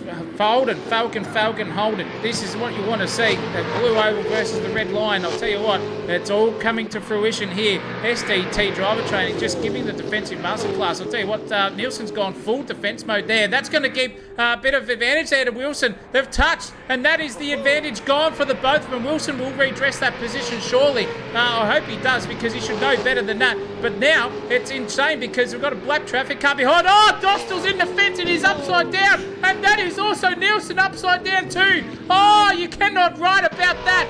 Nielsen's into the pits. Dostal somehow survived. Oh, Nielsen and Dostal coming together, and that is 100% a safety car. Look at that right hand down, left hand down this. That car is grabbing more than Nemo at the moment. Oh my goodness gracious me. I'm surprised if he can get it around this corner. He does somehow with the physics on this car. That doesn't look right. He's turning right, but he can only turn left. I wonder how well it turns left. He's crabbing. He's into the fence. That is 400% a safety car. Can he get it pulled up? I'm not too sure what the race directors are going to do. Have we called one? It looks like we have here at the moment. Can Alex McEwen circulate at pace? He cannot. So he is in the safety car zone. Wowee. That is not where you want to be. And Dostal's pulled into the pits, and so are the leaders here now too. Everyone's flying into the pits. This is now a five-way pit lane battle for Alex McEwen. He is sitting there ready to go. He's going to come into the pits, and that is a car in front of him. But Dostal's DNF'd. You can see Thornton streaming behind. You can see Pierce streaming, and McFadden too. Pierce might have just got into his pit position there as well. Definitely McFadden, that's for sure. And when we see these guys come out, it's going to be interesting to see what pit stop strategy they're doing, Chris. Big fuel, big tyres, maybe just a short. But Alex McEwen's come in for a splash and dash and said, see you later, I'm out. So is Brandon Pierce too. But Thornton still just making his way out of the pit, so he's lost a position there over Brandon Pierce here for the lead of the race, or the battle of the lead too. So once this safety car comes through, we'll see what goes on in the grand scheme of things. They're all trying to catch up at full pace to the rest of the field. Buttigieg and Higginson also into the pits as well. So wowee, poor old Dostal and oh my goodness, and Nielsen. That was the biggest crash we have seen in the 90 series so far. It was all happening there. Triggered the. I'm still unsure of whether we're getting a safety car. These leaders are just tearing around the track currently. Maybe they're under race direction there, and something will be done by the time they get back to the start finish line. Thomas Wilson was the biggest winner out of all that. He's gone up to 4th position. Dean Hanley stayed out. He still requires a second pit stop, but the rest of them, Alex McEwen, Pierce, Wilson, Thornton, McFadden, all coming in the pits there. So all those guys have now served their 2 mandatory pit stops. Whether they have enough fuel on board to get to the end, though, that's something that remains to be seen, because there was a very short stop there from Alex McEwen as well. So now we see him slowing down to safety car conditions. So they did just finish that last lap off, and now the field will bunch up. We're going to get set for another restart. Oh, gee whiz. It's, I think we're getting to the spicy end of the race now, ladies and gents. We might see a few more safety cars yet. Well, yeah, more to come, I reckon. And we're over halfway. We're nearly 2/3 of the way through this race at this stage, and we've got a safety car once more. Second one of the night, and Alex McEwen still managing to find himself out in front. Dean Hanley in second place as well on the timing tower. Lansvale Privateer sitting there in second place. Not sure who that is at this point in time. Cannot see what his name is, and they're not popping up for me either when I try to get them on board. So that's fantastic. But we can all see the cars line astern now. One lap, I reckon, here, because that car had teleported to the pits very, very quickly after they could not turn left, even though their wheels were left-hand down. Seems some sort of wizardry going on in the physics department, but nonetheless, it's all happening. Higginson's got a drive-through for cutting, so he has got to take that at some stage, and that is called karma in the finest there for Higginson, that's for sure. Finally getting his comeuppance there for turning Nick Mello around. Where is Nick Mello? He's down there in 13th position. I assume he took his second pit stop as well once the safety car was called, so excuse me, he will be looking, he'll be licking his lips at all this, actually. One of the guys that you don't want to have behind you in a safety car restart is Nick Mello, because we've seen in the past how aggressive he is when it comes to these restarts, and how he sort of carves his way through the field when there's a field of cars in front of him. He will send it any way possible, up the inside, up the outside, around the back door, around the front door, wherever you want it, he'll put it. You can ask his missus about that as well, but he'll be one to watch out for on this restart. He'll be looking to go through that. Get straight into doggy style and absolutely pound everyone's rear button and get through, penetrate through the field. Will Mr. Nick Mello, that's for sure, and it's going to be awesome. David Higginson coming into the pits now to serve his drive-through, and that is what you get for behaviour like that. He's going to lose a couple of positions here. We'll see where he falls out. I'm not sure what's going to happen. He's going to have to find some clear track and just get out into that. And I'll tell you what, Nielsen is not letting him through. He knows what is up there. He's just going to plough his way back in, and Higginson forms himself back into ninth after all of that. Under a safety car, drive-through is very, very cheap in the grand scheme of things, at not even 1/4 pace of race pace. Very, very easy to take a drive-through and still put yourself in the fight.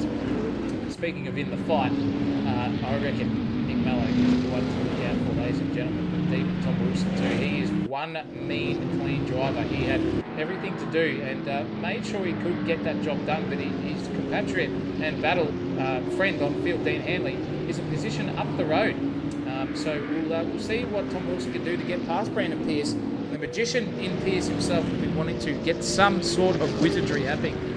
Maybe some Guardian Leviosa, and just put all the rest of the cars in front and behind up into the air at the point of knot, so he can take full advantage of it. And you can see now all the lap traffic cars are trying to get their way through off the off the lead lap, or out of the lap down, and then onto the lead lap at some stage to get racing underway as quickly as possible here for the safety car. Second one of the night, ladies and gentlemen. It's a good time to have the chat to the viewers, Chris. Looks like Ron Marshall thought that was huge. Well, I can definitely agree with him there. It's also good to see Mr. J.R. Monarchus, 16 in there, saying, let's go, woohoo, indeed. It's definitely on like Donkey Kong here for the rest of the race. 46 laps, 23 left here for the event tonight. And Ron Marshall has definitely agreed with Nathan Higginson's drive-through, just saying double save as well. Ron Marshall, how about you get yourself onto the track, mate, and show us how it's done. You are the man, the myth, the legend in the Marshall Strategical Department, and none of them are out there tonight in the Marshall Brothers. So good to see you there, Ron, tuning in and watching the race, regardless of your support being there on or off the track. Got to get Paul Buttigieg out there on the rig as well. I remember hearing that he was keen to get involved in the action. So more father-son combos out there. That's what we like to see. We've got Scott McEwen that races in the Wednesday Cup. It looks like we are green light racing here, ladies and gentlemen. Once again, Alex McEwen out to a nice little gap there with Dean Hanley behind him. I'll tell you what, Alex McEwen will now be looking to push this VS Commodore to its absolute limit, while he's got Dean Hanley just behind him there as a bit of a cork in the bottle. As you can see, look behind him, Pierce giving him all sorts of worry behind him. Thomas Wilson as well. Gordon's up there in the top 5 too, just tacking onto the back of Thomas Wilson as they come down the back straight, or just now onto the back straight this time. Look at how close Pierce is to Hanley though. Holy moly, he's going to try and slide it up the inside of turn 8. Probably not a good idea to do that, so he'll just sit behind him for the time being.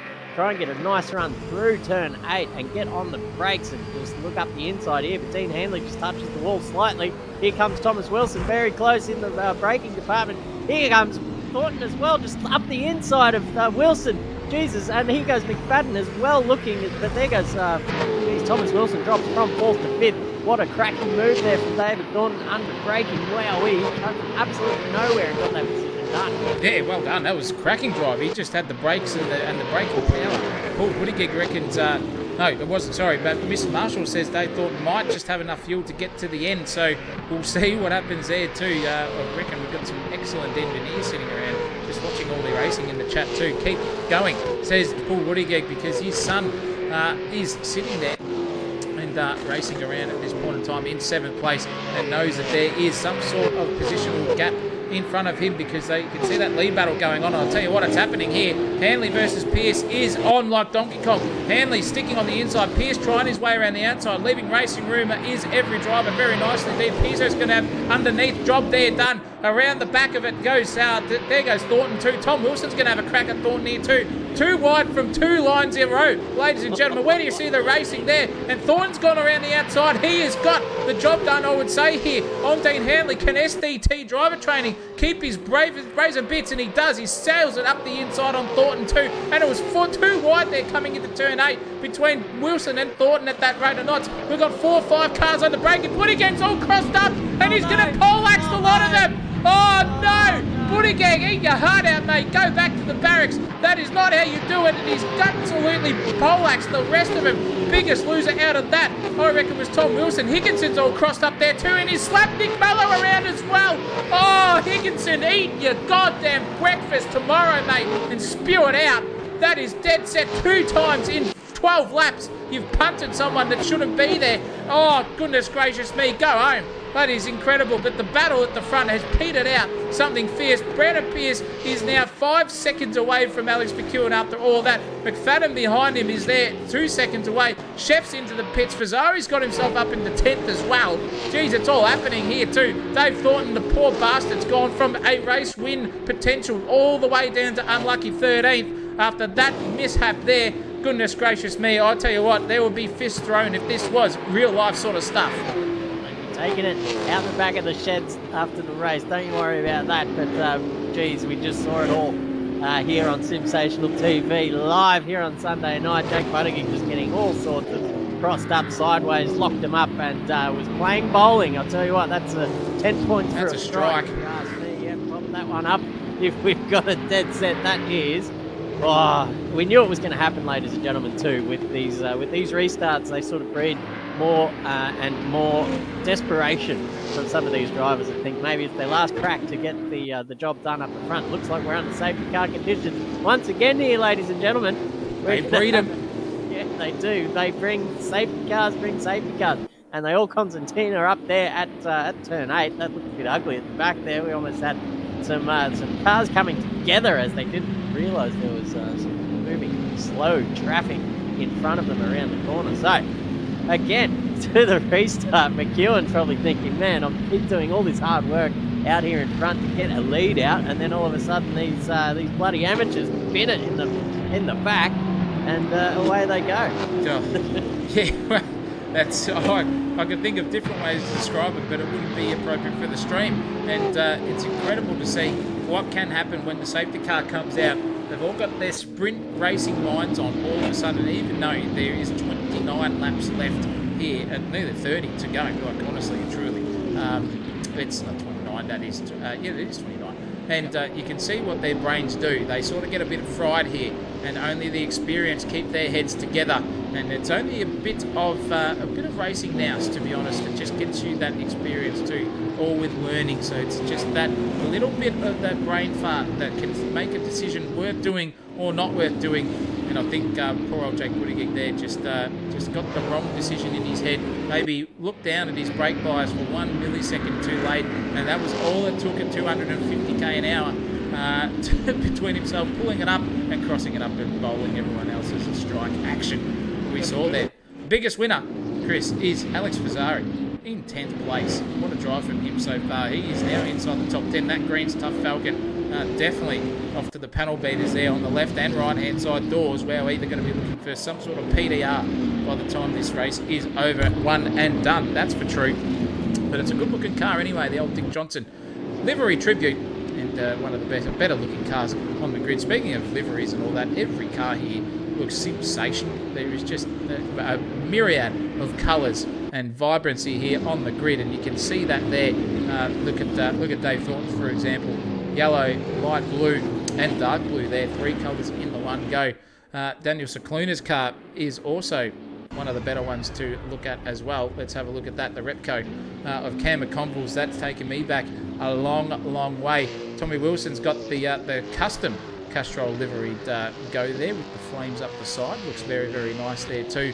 And poor old McFadden's just got absolutely rorted in the livery department. The Rap guys decided not to rock up this race and said, bugger you, mate. You can pretend you're a trillionaire like you are at the moment. It's $8 million or thereabouts better in the department for the man, the myth, the legend as well. And there's a real Castrol livery there. James Bullock in the green-eyed monster 00, Craig Lowndes tribute as well.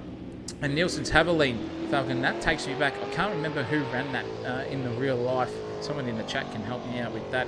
That could have been Russell Ingall at some stage in his early gigs as well, but I'm not too sure. I think we're about to go racing, Chris.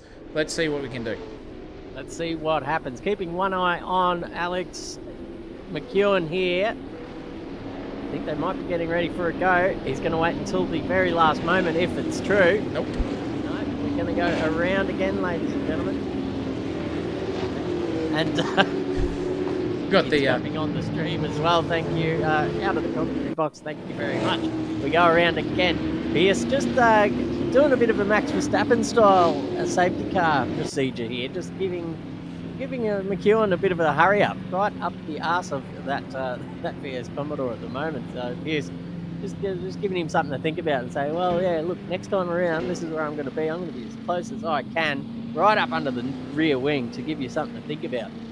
But I'll tell you what, there's a couple of drivers who are absolutely loving the fact that all these safety cars are coming in. One of which is Daniel Cicluna, as we saw him Kamikatsu there at turn 8 not too long ago. He had to come in and get serviced and get that car back to mechanical, proficiency there. And he was down as far as, I think he was 13th or 14th at one point when he did come out of the pits. So now all these safety cars, he's just starting to claw his way back to where he was before the big incident. So he's loving life down there in 7th position at the moment. Ryan Nielsen in front of him, having a cracking go as well. He's made up a few positions on the start. That's for sure. Nick Mello, poor old David Thornton copped it in that Jake Buttigieg bowling incident as well. So he will be happy to hear that there is a safety car. Oh, speaking of bowling, it just happened on the safety car. Peter Brock's 05 VS Commodore just got absolutely poleaxed. Somehow has managed to keep it going. And Steve Harrison, wow, he's going to have to go through the pits after that. That is 100% red aero damage. That car looking very, very second-hand. Have a look at the stone chips. Look at the rest of the car. That front splitter there absolutely got no paint left on it. And he's going to yeet himself into the side of someone else as well. My goodness gracious me, it's all happening here at SimSational TV. And he's pulling over to the side. Don't tell me this is going to be breeding another safety car period that we did not want to see. Harrison sitting there parked up as the rest of the field streams by him as well. And what's happened to Banachek too? He's letting them all go through as well. Looking very sideways there is Banachek. I'm not sure what's going on there. Maybe some server issues making the car look a little bit how's your father. But I'll tell you what, surely we're going to go racing here, Chris. It's been a good 3 laps of safety car. We don't want any more. We want this race to just go down to the wire cleanly and fairly. Looks like Alex McEwen's about to set up for a Go Org Pro. He's got the wheels spinning there. He's off and racing. Here we go. We're under safety car and we're out of safety car. Ready to go. Green light stuff happening here. McEwen's got the jump, and not the best jump in the world because Pearso has been none the wiser. A bit of oversteer there from him, and Jason McFadden got all crossed up sideways over the curbs. Lost a little bit of positional changes there coming our way. Tom Wilson really sticking the nose up there on Dean Hanley as well. It's on again. This is absolute Groundhog Day sort of stuff. Hanley versus Wilson. This is going to be cracking stuff to see here between the two of them. He's showing the nose early. Full aggression here for Tom Wilson. That car is squatting on the front axle every time he brakes. Well car controlled there from Tom Wilson. Not sure how he's pulling it up. And he's got half a run here on the man, the myth, the legend himself. Let's see what he can do. He's got the suckage down the back straightaway. He's going to stick it up the inside. Can he get the job done? No. Breaks it again. That is Hanley wide there on the apex. He hits the wall too. Oh, that was a full dummy move there from Wilson. It is just aero damaged the hell out of that AU Falcon. What can he do? He's just navigating his way around that turn 9 hairpin. He's got a bit of oversteer on exit, so hasn't hurt Mr. Hanley too much there. But I'll tell you what, these guys are not giving each other 1 millimetre on track. It's all happening. Even behind them too, you can see a 3-way car battle, even maybe 4 by the time we come around between Bullock, Wilson, Kirk and Cicluna too. This is going to be something to spice up here in the grand scheme of things. Buttigieg there as well in the background, 11th place for him. Let's see what he can do. And this little battle here, AU Falcon versus AU Green Eyed Monster versus the Haviline, is all on. It is Ryan Nielsen just going to do his best there after being overtaken by Daniel Cicluna in that last lap around. Now the gap's just starting to go a little bit bigger. James Bullock going to do his best to hold on to the back of him, but I think it looks like Ryan Nielsen just has the ace advantage out of that pair at the moment. So that gap just starting to dissipate there behind him. Well, sorry, in front of him, because Cicluna is now released as well. Thomas Wilson up the road is the next man to fall into the clutches there, because Hanley is doing his best defensive bloody driving course you've ever seen here. He is really punching above his weight, keeping these seasoned fast guys at bay behind him. He's doing an absolutely cracking job of it. Oh, fantastic. And the driver training 100% sponsored livery there is coming to fruition. You can see it. And he's, I'll tell you what, that AU Falcon looks as wide as 2 F-150s on the track. In terms of defensive masterclass, looking very, very strong in that pace. And he's lost a little bit of ground there to the guys in front of him, but that won't hamper him too much, because he knows that Tom Wilson is getting angrier and angrier by the lap, because Wilson's given every trick in the book to Mr. Hanley and still cannot get past him.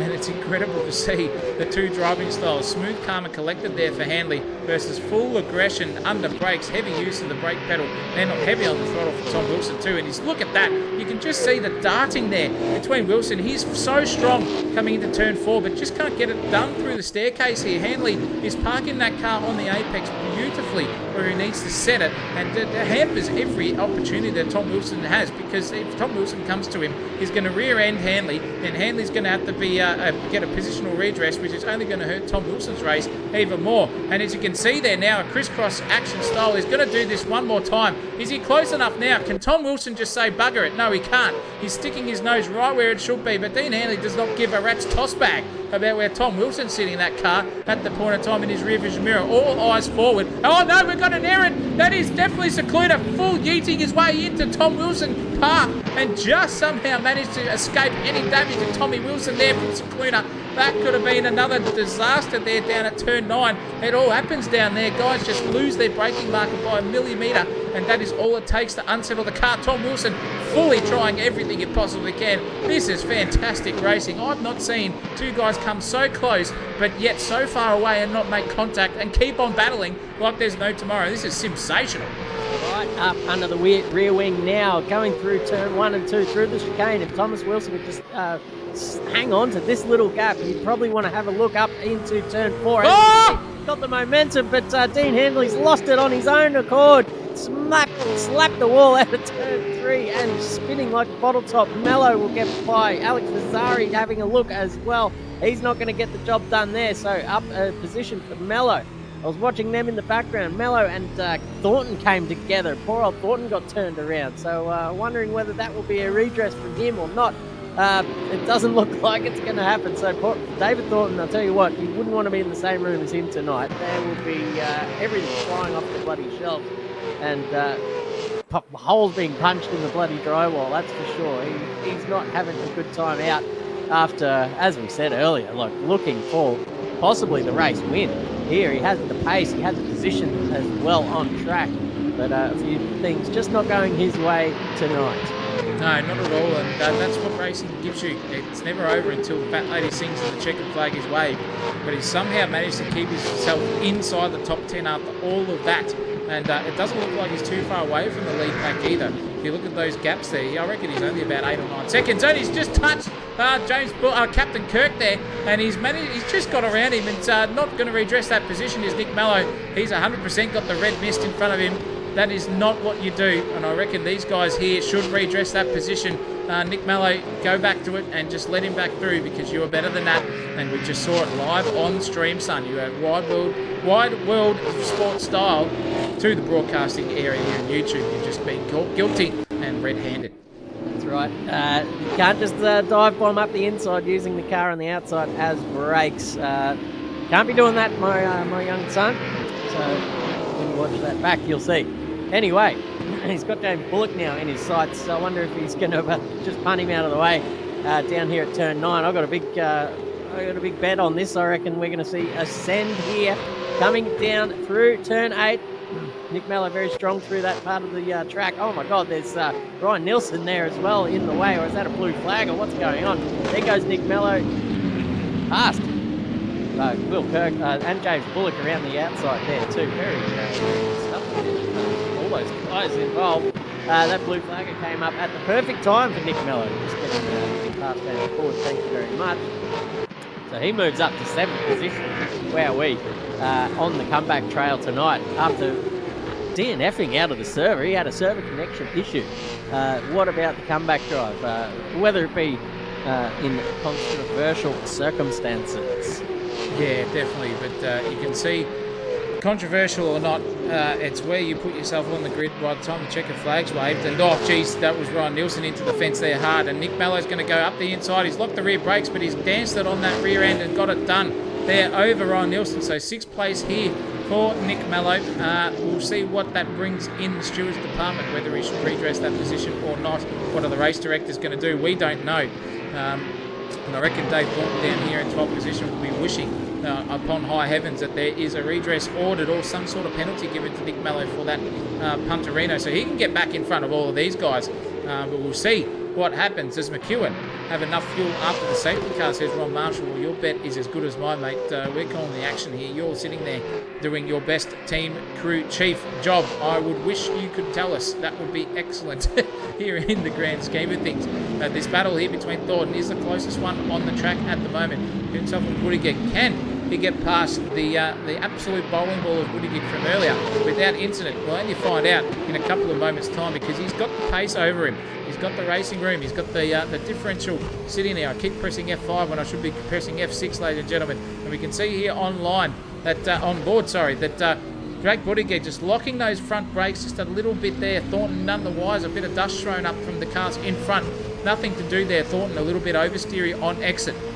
And just keeps it around one more time, Daft Punk style. Here for lap 58 out of 78 underway here at Adelaide. It's all happened. 3 safety cars already. Can another one be brewed here for the end? We hope not, because we just want to see Alex McEwen definitely dance away there to a win. But then at the same time, we would want him to be sitting at the last lap sprint in the safety car period to see what himself and Brandon Pearce can muster for the last couple of laps here in the grand scheme of things. And speaking of which, Cicluna is now up and under the rear wing at some stage here between himself and McFadden. This is P3 and 4, the final step on the podium. McFadden is a 7-time millionaire. Every $1 million he gets inside the top 10 from his cousin Brian there. And if he keeps it together here, 7 million is better than 6 million. But Cicluna is making him think about every single dollar that could be hitting his bank account now, not giving an inch. And it is 0.3 of a second between the two of them.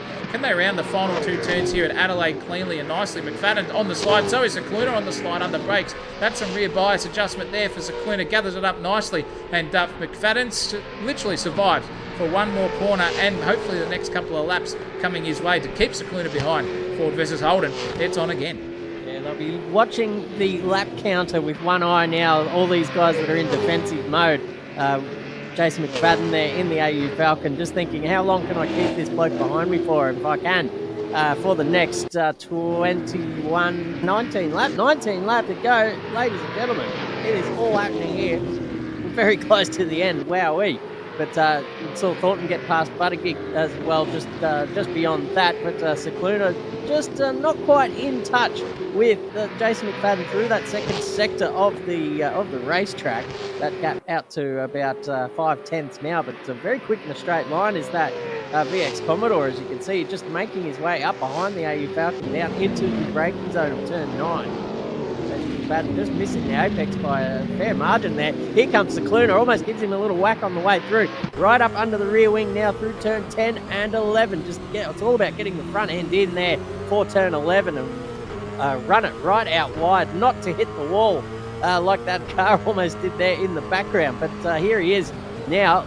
Oh, geez, very nicely done under brakes. We're riding on board with Daniel Cicluna here at the moment. You can see out the front through the Larry bar of Jason McFadden's AU Falcon. They're going to go around again, nose to tail here. Wow, very close through these chicanes. This is where you'd want to be having a little look, I think, just up the inside here at turn 3, but he's just not close enough to make any sort of impact there on Jason McFadden. But now they're coming up behind a blue flagger through the slowest part of the racetrack here, through this little, what do they call it, the staircase. Left, right. It's the military style here, ladies and gentlemen. Left, right. That is Joel. I didn't actually quite check who that actually is. Joel Axiak, just getting out of the way of these two drivers now, and did it nicely. Nice blue flag conditions there from the both of them, and looks to be that they got through cleanly. Use a DRS, says Paul Buttigieg. Well, that'd be intensity. Imagine the front splitter just opening up in half there and the rear wing just disappearing as a DRS mod. That'd be something to behold here for these V8 supercars. But nonetheless, the classics breed classic technology. And they've definitely got no ABS, no throttle, no traction control, and minimal aero, and that's what made these cars so bloody fun to watch and drive. And different front ends on the two of the cars, and between the two of them, different technology, and definitely suited some different drivers. But Cicluna is still not letting go here, Jason McFadden. McFadden's doing very, very well. We've commentated curse some drivers tonight, so we're not going to compliment McFadden too much. And he's coming up here on Bill Kosmarikis, so get out of the way, number 17, and he does so nicely, does Bill, just to get out of the way. And another Caterpillar Falcon just getting out of the way at the last nick of time, and it's going to hamper a little bit here for McFadden, because Cicluna is edging ever so closer on the slide there. Great car behaviour there from the AU Falcon. full on the brakes on the both of these two guys. White car versus partially white. Holden, that is incredible stuff. They're both using that outside ripple strip. Secluna's into the wall. That's going to give him some aero damage and a half. Oh my goodness, not what he wants to do. Any advantage he can get on that McFadden is now dissipating with that car damage on the aero department. A little bit sideways there on exit 2, so maybe a rear wing tilt has happened there for that sideways contact into the wall, and he's overshot the braking marker there. So did McFadden too, mind you. Bit of monkey see, monkey do, and it's now to 0.6 of a second here between the two of them. We can see more cars coming into the pits in the background, but this, at the moment, is the battle that we want to ride on board with here at this stage. These guys are not letting go of each other. And you can see how heavy Secluna is under brakes very, very late there. Uses that inside ripple strip just to maintain some momentum and use all the outside apex that he possibly can track with, you name it. It's all happening here between these two drivers. Alex McEwen is 4.5 seconds, nearly 5 seconds away from any threat in Brandon Pierce there, with 62 laps out of 78 completed. Are we going to see another safety car? I'm not too sure. We hope so, and then we hope not at the same time here in the commentary box. Yeah, it's good for the restarts. When they're all bunched up, there's just action aplenty all up and down the grid. But we've only got 16 laps to go here, ladies and gents. So I think if we did get a safety car, that would take a fair few laps out of the action we're going to get anyway. So I think it'd be good, just green light all the way in here. But I'll tell you what, this little battle here is an interesting one between McFadden and Secluna. And they're both very evenly matched through the lap. Whereas I think they're just a little bit different in, there goes Luna down, deep drifting style, and that is the biggest gap they've had now. That is back out to a second. It's going to be hard work for Daniel to maintain or just take that gap back and catch up, and then try and set up his overtakers as well. A very hard track to overtake at, really, is Adelaide. We've got turn 3 and you've got turn 9 really as your only traditional overtaking spots. In saying that, you can make an overtake anywhere on the circuit if you're brave enough. Turn 8 probably not. You have to be very brave and or stupid and or have balls the size of beach balls. But all these drivers do because they drive here at AK Racing. Don't you worry about that. Oh, couldn't have said it better myself. Beach ball sizes and medicine balls inside them too, because sometimes their balls outweigh the pace difference that you can see, and it keeps the car planted on the ground. The extra size of the testicular department can definitely help you over the curbs and into some corners here at Adelaide, that's for sure. It's still the closest battle on track here, but we're going to go and look at Dave Thornton here, because this guy has gone through everything tonight, and full credit to him. He is a genuine rage quitter, and we have not seen that tonight here at AK Racing. He's still sticking around. He's inside the top 10. He knows he's got the pace. He did at 1:22.9 on that last lap. And he's only 1.5 tenths off the man that we've just looked at, Alex McEwen, in the pace department. So he's got the race-winning pace as David Thornton. So anything could happen here. He could make his way through into about, I reckon, I'm going to say he's going to catch up to Tommy Wilson by the end of this race with 15 laps left. He's just got to get around Kirk and Nielsen there, and a lap traffic car in front of him. So a little bit of something to gain here for David Thornton. He's gone straight up the inside there on the lap traffic marker of Bill Cosmarica. So that's done and done. Now he's just got the captain in front of him to navigate. So very, very good job done here by David Thornton. But it's nothing on Nick Mello sitting there in 5th. And he's just got to drive through as Nick Mello for cutting. He is out of this race once again. Nick Mello, he's going to have to send it straight through the drive-through department. He's got 2 laps to serve it, as we saw on screen, hoping that there is a safety car within the next 2 laps is Nick Mello, because that will be the cheapest drive-through of his life. But the rate of attrition has come to an end for Nick Mello. He is going to sail down the field here through the drive-through. I reckon he'll come back out in about 8th or 9th place, right behind or in front of Dave Thornton here too. So nothing can stop the Mello man from having a disaster tonight. The racing gods have just shat on him in the biggest way possible tonight, and he's coming up on some blue flag markers here too. It's not going to help him. Cluna's now got his mirrors full of him, but he knows that he just has to keep him behind, because there is a drive-through coming his way. So a little bit of a sigh of relief there for Cluna, knowing that in the VS Commodore is something that Nick Mello's going to have to serve through, and he's just about to do that right now. Now my co-commentator's just decided to disappear off into the bunda. Not sure where he has gone, but Nick Malloy's serving that drive-through now, and he might come out in just in front of Tom Wilson there. Where's Tom Wilson? There he is. He is coming through the field, hoping that that himself can get back into the race lead. The co-commentator's back in the server for some reason, disappeared for a minute. But Tom Wilson is now on the back of Nick Malloy. This is going to be a spicy battle, I reckon. Yeah, watch out for that one. Both of these guys very experienced customers when it comes to battling and on-track antics as well. Keeping one eye on the battle in front as well. Cicluna and McFadden very close again on track. So who is going to get the overtake done first here? We're going to ride on board with Cicluna coming through turn 8. Wowee, that's some scary stuff. Whacks the wall on the outside. Hasn't hurt his momentum either, but we'll see how hard he can steer this in. Big lock up there from McFadden. Now they're going to go side by side, ladies and gentlemen. This is exciting stuff. McFadden has the inside, just giving each other plenty of space too. Into turn 11, McFadden still holds the advantage and will slot back in front of Daniel Cicluna. Wowee, he'll be thinking, how the hell do I get past this bloody Rangiart car? It's just, he's going to sail it in on the inside. Very exciting stuff there from Daniel Cicluna. Gets a very good exit as well. They go side by side up the main straight, past the pit entry and the pit exit as well. Daniel Cicluna now looking, has the overlap. He's going to dive in and gets that overtake done. He goes up into third position. Was there any contact between them? I'm not too sure. Maybe just an absolute shit the pants moment from McFadden. Saw him coming and just went too wide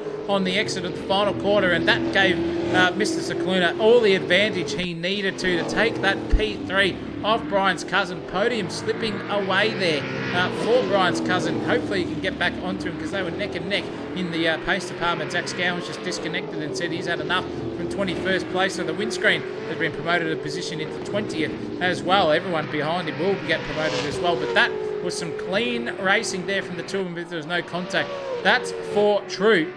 And it looks very, very racy at the moment for these two. Slapping the wall again with Cicluna. Wowee, that left-hand side of that VX Commodore is definitely looking very, very second-hand. And he's just managed to pull it up in the nick of time. McFadden's all over him. I don't think McFadden's going to give up too easily here. He knows he's got the pace advantage. If he can get his head back in the game, McFadden, he will definitely be right on the back of Cicluna when that time comes. And Nick Malloy versus Tom Wilson battle has completely petered out. So Nick Malloy's 100% got the pace advantage here over Tom Wilson. So that battle we wished for has dissipated into oblivion at this point in time. McFadden just gone a little bit sideways there on the exit, and that has cost him 0.3 of a second. And 123 dead for Cicluna, 123.4 on that last lap for McFadden. That's half a second difference in the pace department. Cicluna's just going to battle on now. Can he get through all that riffraff in front of him cleanly? It's whoever knows. Rowan Nielsen's been disqualified for not taking his drive through. And there goes McFadden. Nearly lost it too. He's gathered it up just in the nick of time. Oh, that was close. And he sent it into the wall. Oh, what's happened to McFadden? What's his steering doing? He is letting everyone through. This could be what we thought, another safety car period. What has happened to him? He's getting the pace back up now. Somehow his driving looks okay on the steering department for McFadden. Oh, you couldn't have commentator cursed him worse at this point in time. Gone from third to fourth, now down to sixth. Over no fault of his own. No fault of anyone's but his own. I apologise. Geez, it's a shocking car. And there is an 05 Brock Commodore into the wall. Hopefully, and not too much damage for him. Yeah, we've seen that car in the wars all day. Poor old Steve Harrison having an absolute nightmare of a round here at Adelaide. That VS Commodore seen more hits than the YouTube channel here. That's SimSational. We get plenty of hits here. Don't you worry about that. But the VS Commodore of Steve Harrison has certainly got more tonight. Thomas Wilson coming into the pits, and he's binned it on the way in. Oh no, that is disaster there for Tommy Wilson, so he'll have to go back to the drawing board. That promotes Nielsen and Thornton up the order, but I think Nielsen is coming in for his drive-through now. No, he's going into the pits. Was it a different Nielsen that we saw get disqualified, Jack? No, that's him. That's he's Ryan Nielsen, 100% the man, the myth, the legend, has been DQ'd, so he's into the pits, and I guarantee his controls will be locked for the time being, so he's not going anywhere in a hurry. Poor old Tommy Wilson just poleaxed himself I think that was Damon Hill style or David Coulthard style at Adelaide in the Formula Ones in 1994 into the pits, DNF'd himself. But lucky in sim racing land, the damage is a little bit more lenient, and he survived to race another 10 laps or so here to get to the end. But Cicluna now 0.8 of a second away from Brandon Pierce, so he is on the prowl here for second place. Pierce 10 seconds away from Alex McEwen, who was just sailed away into the lead, and he's done that 3 times in a row under safety car. So the pace man of the night has 100% been Alex McEwen, maybe Nick Mello, but that's what the racing gods give you. For Nick Mello, everything thrown at him, still managed to keep himself in 4th place, let alone a Puntosaurus move to get himself into that position. But here's goes Daniel Cicluna now, looking very, very sharp in that VX Commodore here for 3rd place. He's not happy with 3rd. He wants another step up that podium to the end of the race. Only 0.4 of a second now. He's half a second gap Pearso on that last stint of the lap. And Pearso's tyres must be coming to the dead end phase, or maybe some tyre management as well. We just don't know what is going on. Have people got enough fuel to get to the end? Have they got enough tyre life to get to the end here on these soft compound Dunlops? We just never know. And Cicluna has definitely got the better of the two here in the pace department, that's for sure. Yeah, and the more they battle, you can see just in the background there, Nick Mello is on the scene, and he will be arriving very shortly if they keep this battling up, as I've got a feeling they will, because there's only 9 laps to go now, ladies and gentlemen, in this absolute cracking enduro race. Brandon Pierce coming across to cover. That opens up the door around the outside for Cicluna, but he just goes in a bit too deep there, and having some troubles with the outside curbing there on turn 9. So this battle just heating up a little bit, but maybe a little bit too hot for Daniel Cicluna, who just drops off the pace just a little bit there. But don't worry, he will be back. But look at how quickly Nick Mello is catching up to this pair as well. You can see him just coming into the braking zone there of turn 9 now. He can see all this happening. Look at how, geez, he is absolutely flying at this late stage of the race, is Nick Mello. So he's going to turn this into a 3-way battle very shortly. And that will be good stuff for Jason McFadden, who might be able to just claw his way back in touch with this little group to where he was before he had that unfortunate little incident here at this part of the circuit. Anyway, he had to go and get that, pretty sure he went and got that damage fixed or what. I don't know what happened to him, but he's back now circulating on track in this position. He's got David Norton coming up behind him as well, but I don't know which one to watch first, because I think it might just be that Nick Mello will catch up to Cicluna and Pierce any minute now. Yeah, definitely. It's 1:21.6 was Nick Mello's last lap. That is 0.3 off qualifying pace for the quickest lap of the whole 2 weeks that these guys have had to practice. So he is flying, but albeit he's just stuffed it up a little bit here, half a second down, but it's not going to hamper him too much, because these two in front, Pierce and Cicluna, still having a good battle between the both of them. And Nick Mello can just see that podium position getting ever so closer towards him at this point in time. It's looking very, very spicy for these two. Pierce, 100% a cork in the bottle. But I'll tell you what, that bottle is made out of aerospace titanium, because it cannot be cracked here between himself and the pressure that Daniel Cicluna is giving him. He is sticking fat here in second place and making a defensive masterclass driving style his way of a spell over Cicluna. Every time Cicluna gets close, he just can't get the job done here. Brandon Pierce doing the old Wingardium Leviosa and spelling the car into the air behind him of Daniel Cicluna. It is EL, an older generation Falcon, handering himself around this circuit and keeping the VX Commodore, albeit superior car, at bay here. It's excellent to see. What can Pearso do? He just needs to keep it together for another 8 laps before the end. It's all done and dusted for P1 unless some sort of disaster happens for Alex McEwen. Up there you can just see him petering off into the distance around turn 8. And these guys still battling here. It's only half a second now between second, third and fourth each place. This is now going to be 100% a 3-way battle. And Nick Mello's into the fence. He has smashed that fence so hard that is going to be some aero damage, maybe even some steering damage too there for Nick Mello. He's in all sorts here. He is definitely full right hand down here at the moment. That is him done and dusted. Not enough Oreo said Paul Buttigieg in the chat. Oh, Ronald Marshall said that in the chat, and he's 100% right. Everything going possibly wrong here for Nick Mello. That's his race done and dusted. He knows he's got 8 seconds between himself and McFadden. Can he stick it? But he's gone into the pits. And what's happened to Cicluna and Pierce in the meantime? That is a positional change there. Was that contact? Was that not? We just missed it on the stream. Christopher Munro, fill us in. I saw the whole thing. Pearso just locks up the rears as he goes into the final turn, and Cicluna, seeing the gap, went up the inside. There was contact made, but it was certainly just a racing incident and play on. So Pierce just coming undone there, coming unstuck with a bit of pressure from behind, of sustained pressure for the last however many laps, has just got him a bit too hot under the collar, and he makes that mistake, loses second position. Thank you very much. He's going to want to try and return serve down here at turn 9 if he can, but you can just see the VX Commodore of Daniel Cicluna just slowly starting to walk away.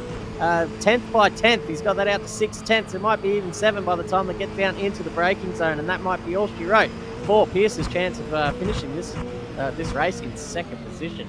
I'll tell you what, Tommy Wilson's been given a drive-through as well. We missed that before, so I think he's about to make his trip through the pit lane. So things going from bad to worse for a lot of these drivers. Cicluna almost just slapping the wall there, dead set. But Tommy Wilson is on the back of Jake Buttigieg. But whether that is going to be for position now, or he still has to take his drive-through, I'm pretty sure he still has to make a trip through the pit lane, and a scenic one.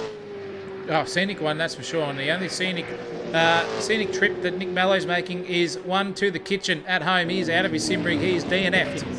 After all of that, he's given up the ghost. Tom Wilson's just, that is the slowest overtaking manoeuvre, if possible, I've ever seen.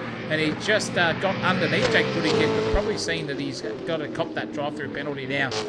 And serve it will definitely dampen his spirits at the point of time. Albeit, though, he's good 6.5 seconds away from Fazzari, and then another 10 and a bit seconds away from anything. He's not going to take that trip at the moment. Maybe he hasn't seen it there for Tom Wilson. Hopefully he's not in VR where he can't see anything pop up on his screen.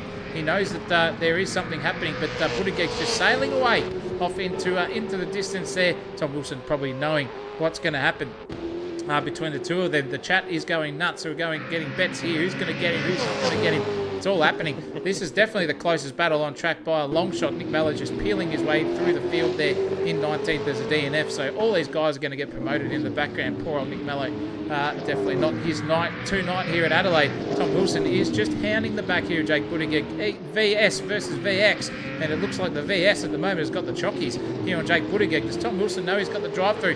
Who knows what is going to happen between these two? It's all happening.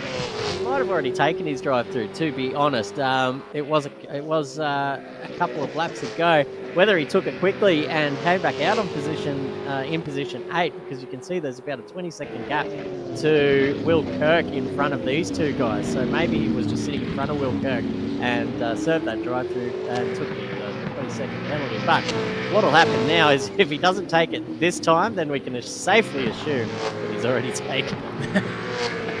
Who knows? Who bloody knows in the commentary box? It's all happening everywhere we can see. I can hear the light crashing off in the distance here at my house. It's all happening here. Oh, Tom Wilson just saw it and he's come into the pits. Full rear locking Tokyo Drift style. He knows it's all over for him. He's going to navigate that now and get out. And there is Alex Fazzari right behind, coming around the final turn. I don't think he's going to catch him at this rate, is Fazzari, although he is absolutely travelling at a rate of knots here. Can he get out in front, Tom Wilson, of Fazzari? He can. He's not going to let that happen too easily. And Wilson just manages to keep 8th position from Fazzari. And Fazzari now will see that and go, oh, hang on a minute. What happened there? Maybe I've got some pace over this guy. But 126.1s for the last lap. And then 122 odds, I reckon, 123s or something for Wilson. I don't think that battle's going to happen. Speaking of battles, though, Thornton has made his way up into 5th, Chris, and this is the drive of the day so far for Thornton at the moment. He's got my vote in 5th place, and he's only 9/10 away here from Brian's cousin. Yeah, you can see there on the screens how close these two are now on track. That gap was probably about a second a lap ago, so Dave Thornton just really putting on the afterburners here because he can get a sniff. He can see the car in front. That gives you always a little bit of extra motivation to go faster. But as we've seen in this track, it's one thing to catch up, and it's certainly another thing to get the overtake done. And these Rangiart boys, I'll tell you what, they're pretty foxy when it comes to the art of defensive driving. So I think we're going to see both of these guys throwing the kitchen sink at it for the last 3 laps, ladies and gentlemen. Alex McEwen, you can pretty much all over bar the shouting here. He's got an 8-second lead over Daniel Cicluna, who has stretched his gap behind him to Pierce to about 3 seconds as well. Jason McFadden and David Thornton are the battle we're looking at the moment, and that is just starting to heat up, and I think it's going to get pretty spicy towards the end.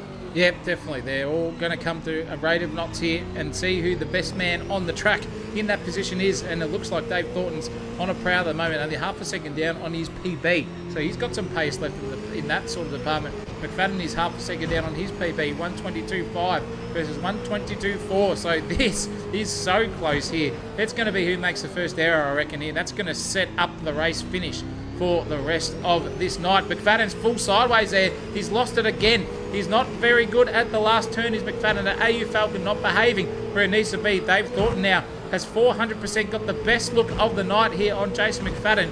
He's going to want to get himself up into P4 there if he possibly can. McFadden now under braking, over braking, you name it. That rear is dancing like a salsa dancer on Dancing with the Stars at the moment. It is looking very hairy in the rear end for that AU Falcon. Thornton, however, just no oversteer whatsoever. Just driving that car perfectly on the rear end and getting it nosed in perfectly over the ripple strip. Not even a counter steer for Dave Thornton. This is incredible stuff driving wise. It's just not absolutely doing anything wrong. But that is a bit of a pace advantage there for McFadden. Got it pointed beautifully on the exit of turn 7 and has made a little bit of an advantage gap between himself and Thornton there. We can just see the difference there between the two of them. Thornton getting really close to the wall, but he's got that EL Falcon absolutely set up beautifully. This is Jensen Button style. There's a lap marker out of the way. That's Banachek. Get out of the way, son. He does so.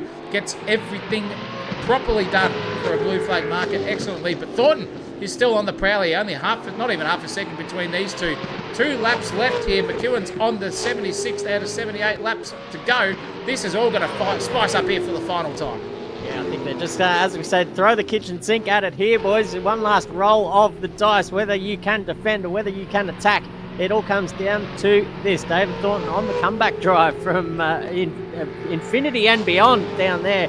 I don't know where he came from, but he was having an absolute shocker to start this race. And one by one, he's slowly picked off the positions on the way through this field. A slight little lock up there into turn 3, but that's not going to worry him too much. These tyres are on the end of it.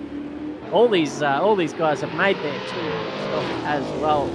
The safety car period's really helping, I think, in terms of the fuel load to get home, because when you're under safety car, hey, here we go, it's all happening. Jason McFadden has gone crashing over the curbs and is coming into contact with the wall on the outside, and that has stunted his momentum. But David Thornton just has to pull out of it, doesn't want to go up the inside there at turn 8. So it's positions as they were, ladies and gentlemen. Oh, geez, David Thornton probably wanted to just keep the boot in there and just muscle his way through up the inside of turn 8. But he's thought better of it. He's still got one more lap to go after this one to get this job done. So no rush really, but it's starting to get down to the pointy end. You can see how close he is here. He might even be trying to set up a manoeuvre here at the final turn. He goes to the inside, is late on the brakes, but not late enough as Jason McFadden just gets it pulled up.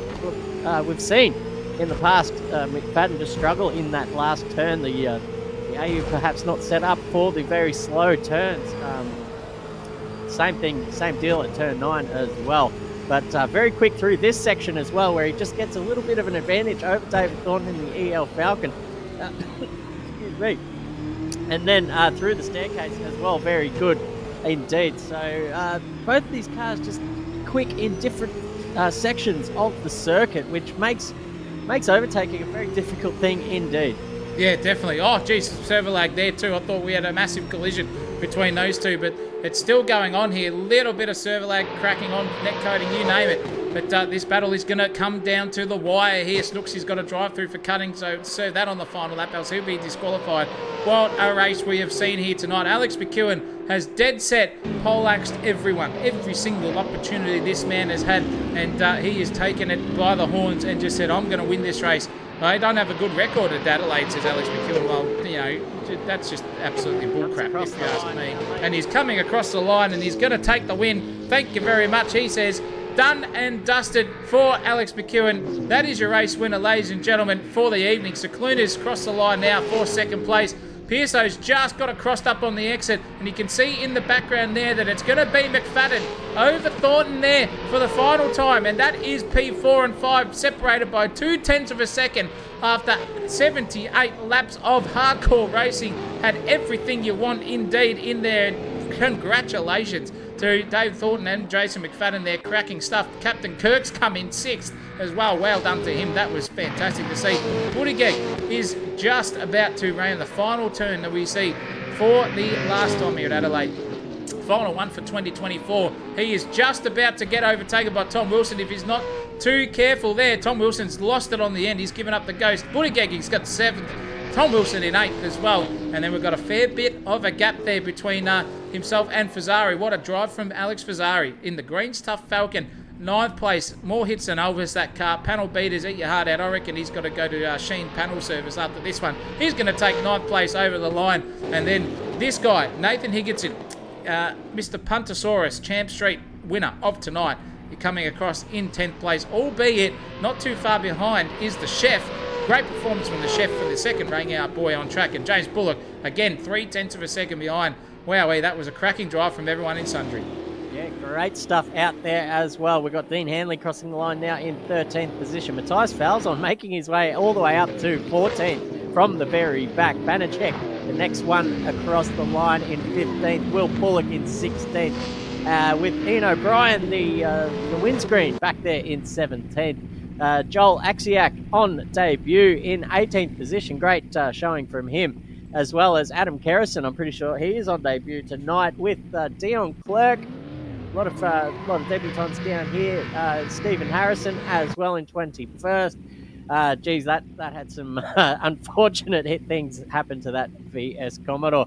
James Pedersen down there in 22nd with Ryan Snooks, the man who puts on this series in the background, rounding the final turn there for 23rd position. Nick Mello DNFing and still manages to finish in front of Ryan Nielsen there in 25th. Tell you what, there was more than 25 cars though on this race. Zach Scowen was a casualty on lap 64. Bill Kosmarikis a casualty on lap 60. Clint Goff casualty on lap 43. Brandon Dostal casualty on lap 42. Nathan Hughes didn't even make it to halfway, lap 34. He called it quits. Ryan Carlson called it quits at lap 30. Come on, boys, you could be better than that. Dane Licciardo only lasting 19 laps. Luke Newing spewing off at lap 17. And Ryan Smith and Lockie Grant disappearing in lap 1. So big problems there for him, perhaps. I think it was hardware too at the end of the day. But great showing there from all the drivers. Kept it as clean as they possibly could around this very tricky circuit. Yeah, well done. 78 laps. We got it all done and sorted. 3 safety car periods involved in all of that mishap. That's for sure. The SimSational TV vans definitely had their work cut out for them, sitting there beautifully, knowing that they're going to go home perfectly straight in the panel department. No engine wear, no tyre wear as well. And it's been a cracking race. Well done to the man, the myth, the legend, Alex McEwen. 8.5 seconds the winner there over Daniel Cicluna by the time everything was run and done. Brandon Pearce is the final podium position getter in 3rd place. He'll be happy with that too after losing it to a couple of guys there and then gaining it back again. So 3rd place for Brandon Pearce. Well done to him. He'll be stoked. McFadden, our championship leader, and still will be after this event too, in 4th place. Cracking drive from him, Dave Thornton, is your top 5. Wow. That was a pleasure to call. That was a pleasure to stream. Sorry about all the technical glitches and stitches there that happened there, thanks to Mother Nature itself there. Ladies and gentlemen, thank you, Christopher Munro, for joining into the commentary box here, albeit at a little bit later. It's been a pleasure, as always, to commentate with you, my good friend. Yeah, mate. No, thank you for handling the broadcast side of things tonight. Literally me running home and jumping straight into the comm box and with very little warm-up practice. So dead set. We'll give ourselves a 9.5 out of 10 there, I think, for that effort, and with all the bloody bullshit technical issues as well before the race. Real penalty, everything giving us a bloody good old G up at the start of this one. But that is it, ladies and gentlemen, for the 90s V8s for this year. the rest of the season will commence next year, I believe. I'm just going to look at my calendar here. The next round will be at Barbagallo Raceway, and that will be on January the 5th. So we must wait until the new year for that one. So everyone that's in the 90s V8 mood, you're just going to have to wait just a little while before you get a taste of these again. But we'll be back again on Wednesday night for round 5 of the Wednesday Cup here at SimSational TV. That will be at the Italian track Magione.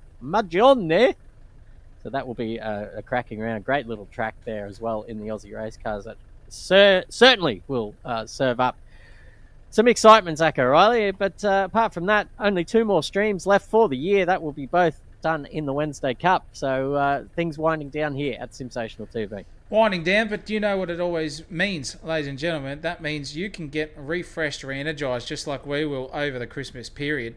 Once that all comes to fruition, it's been a cracking year so far. Still not over here at SimSational TV or at AK Racing for 2024. It's been one of the best years so far, and we can just congratulate everyone who is tuned in, liked, subscribed, and everyone who decides to chat amongst themselves in the chat. We appreciate you all the super chat donations as well.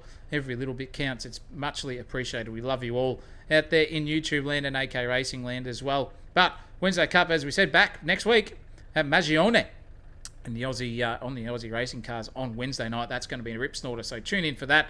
It's already up there waiting for you, so make sure you click that notification bell for when we go live on the SimSational TV channel, and you will not miss one moment of the action there from myself and Christopher Monroe at SimSational TV for that cracking series is the Wednesday Cup. But it is all over and done, sung, won and run for us here at SimSational TV.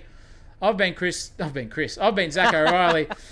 And you are not. I do not wish, me old son. You are a better man, and it's always a good spell to have the wishes of a better man amongst you right next to you.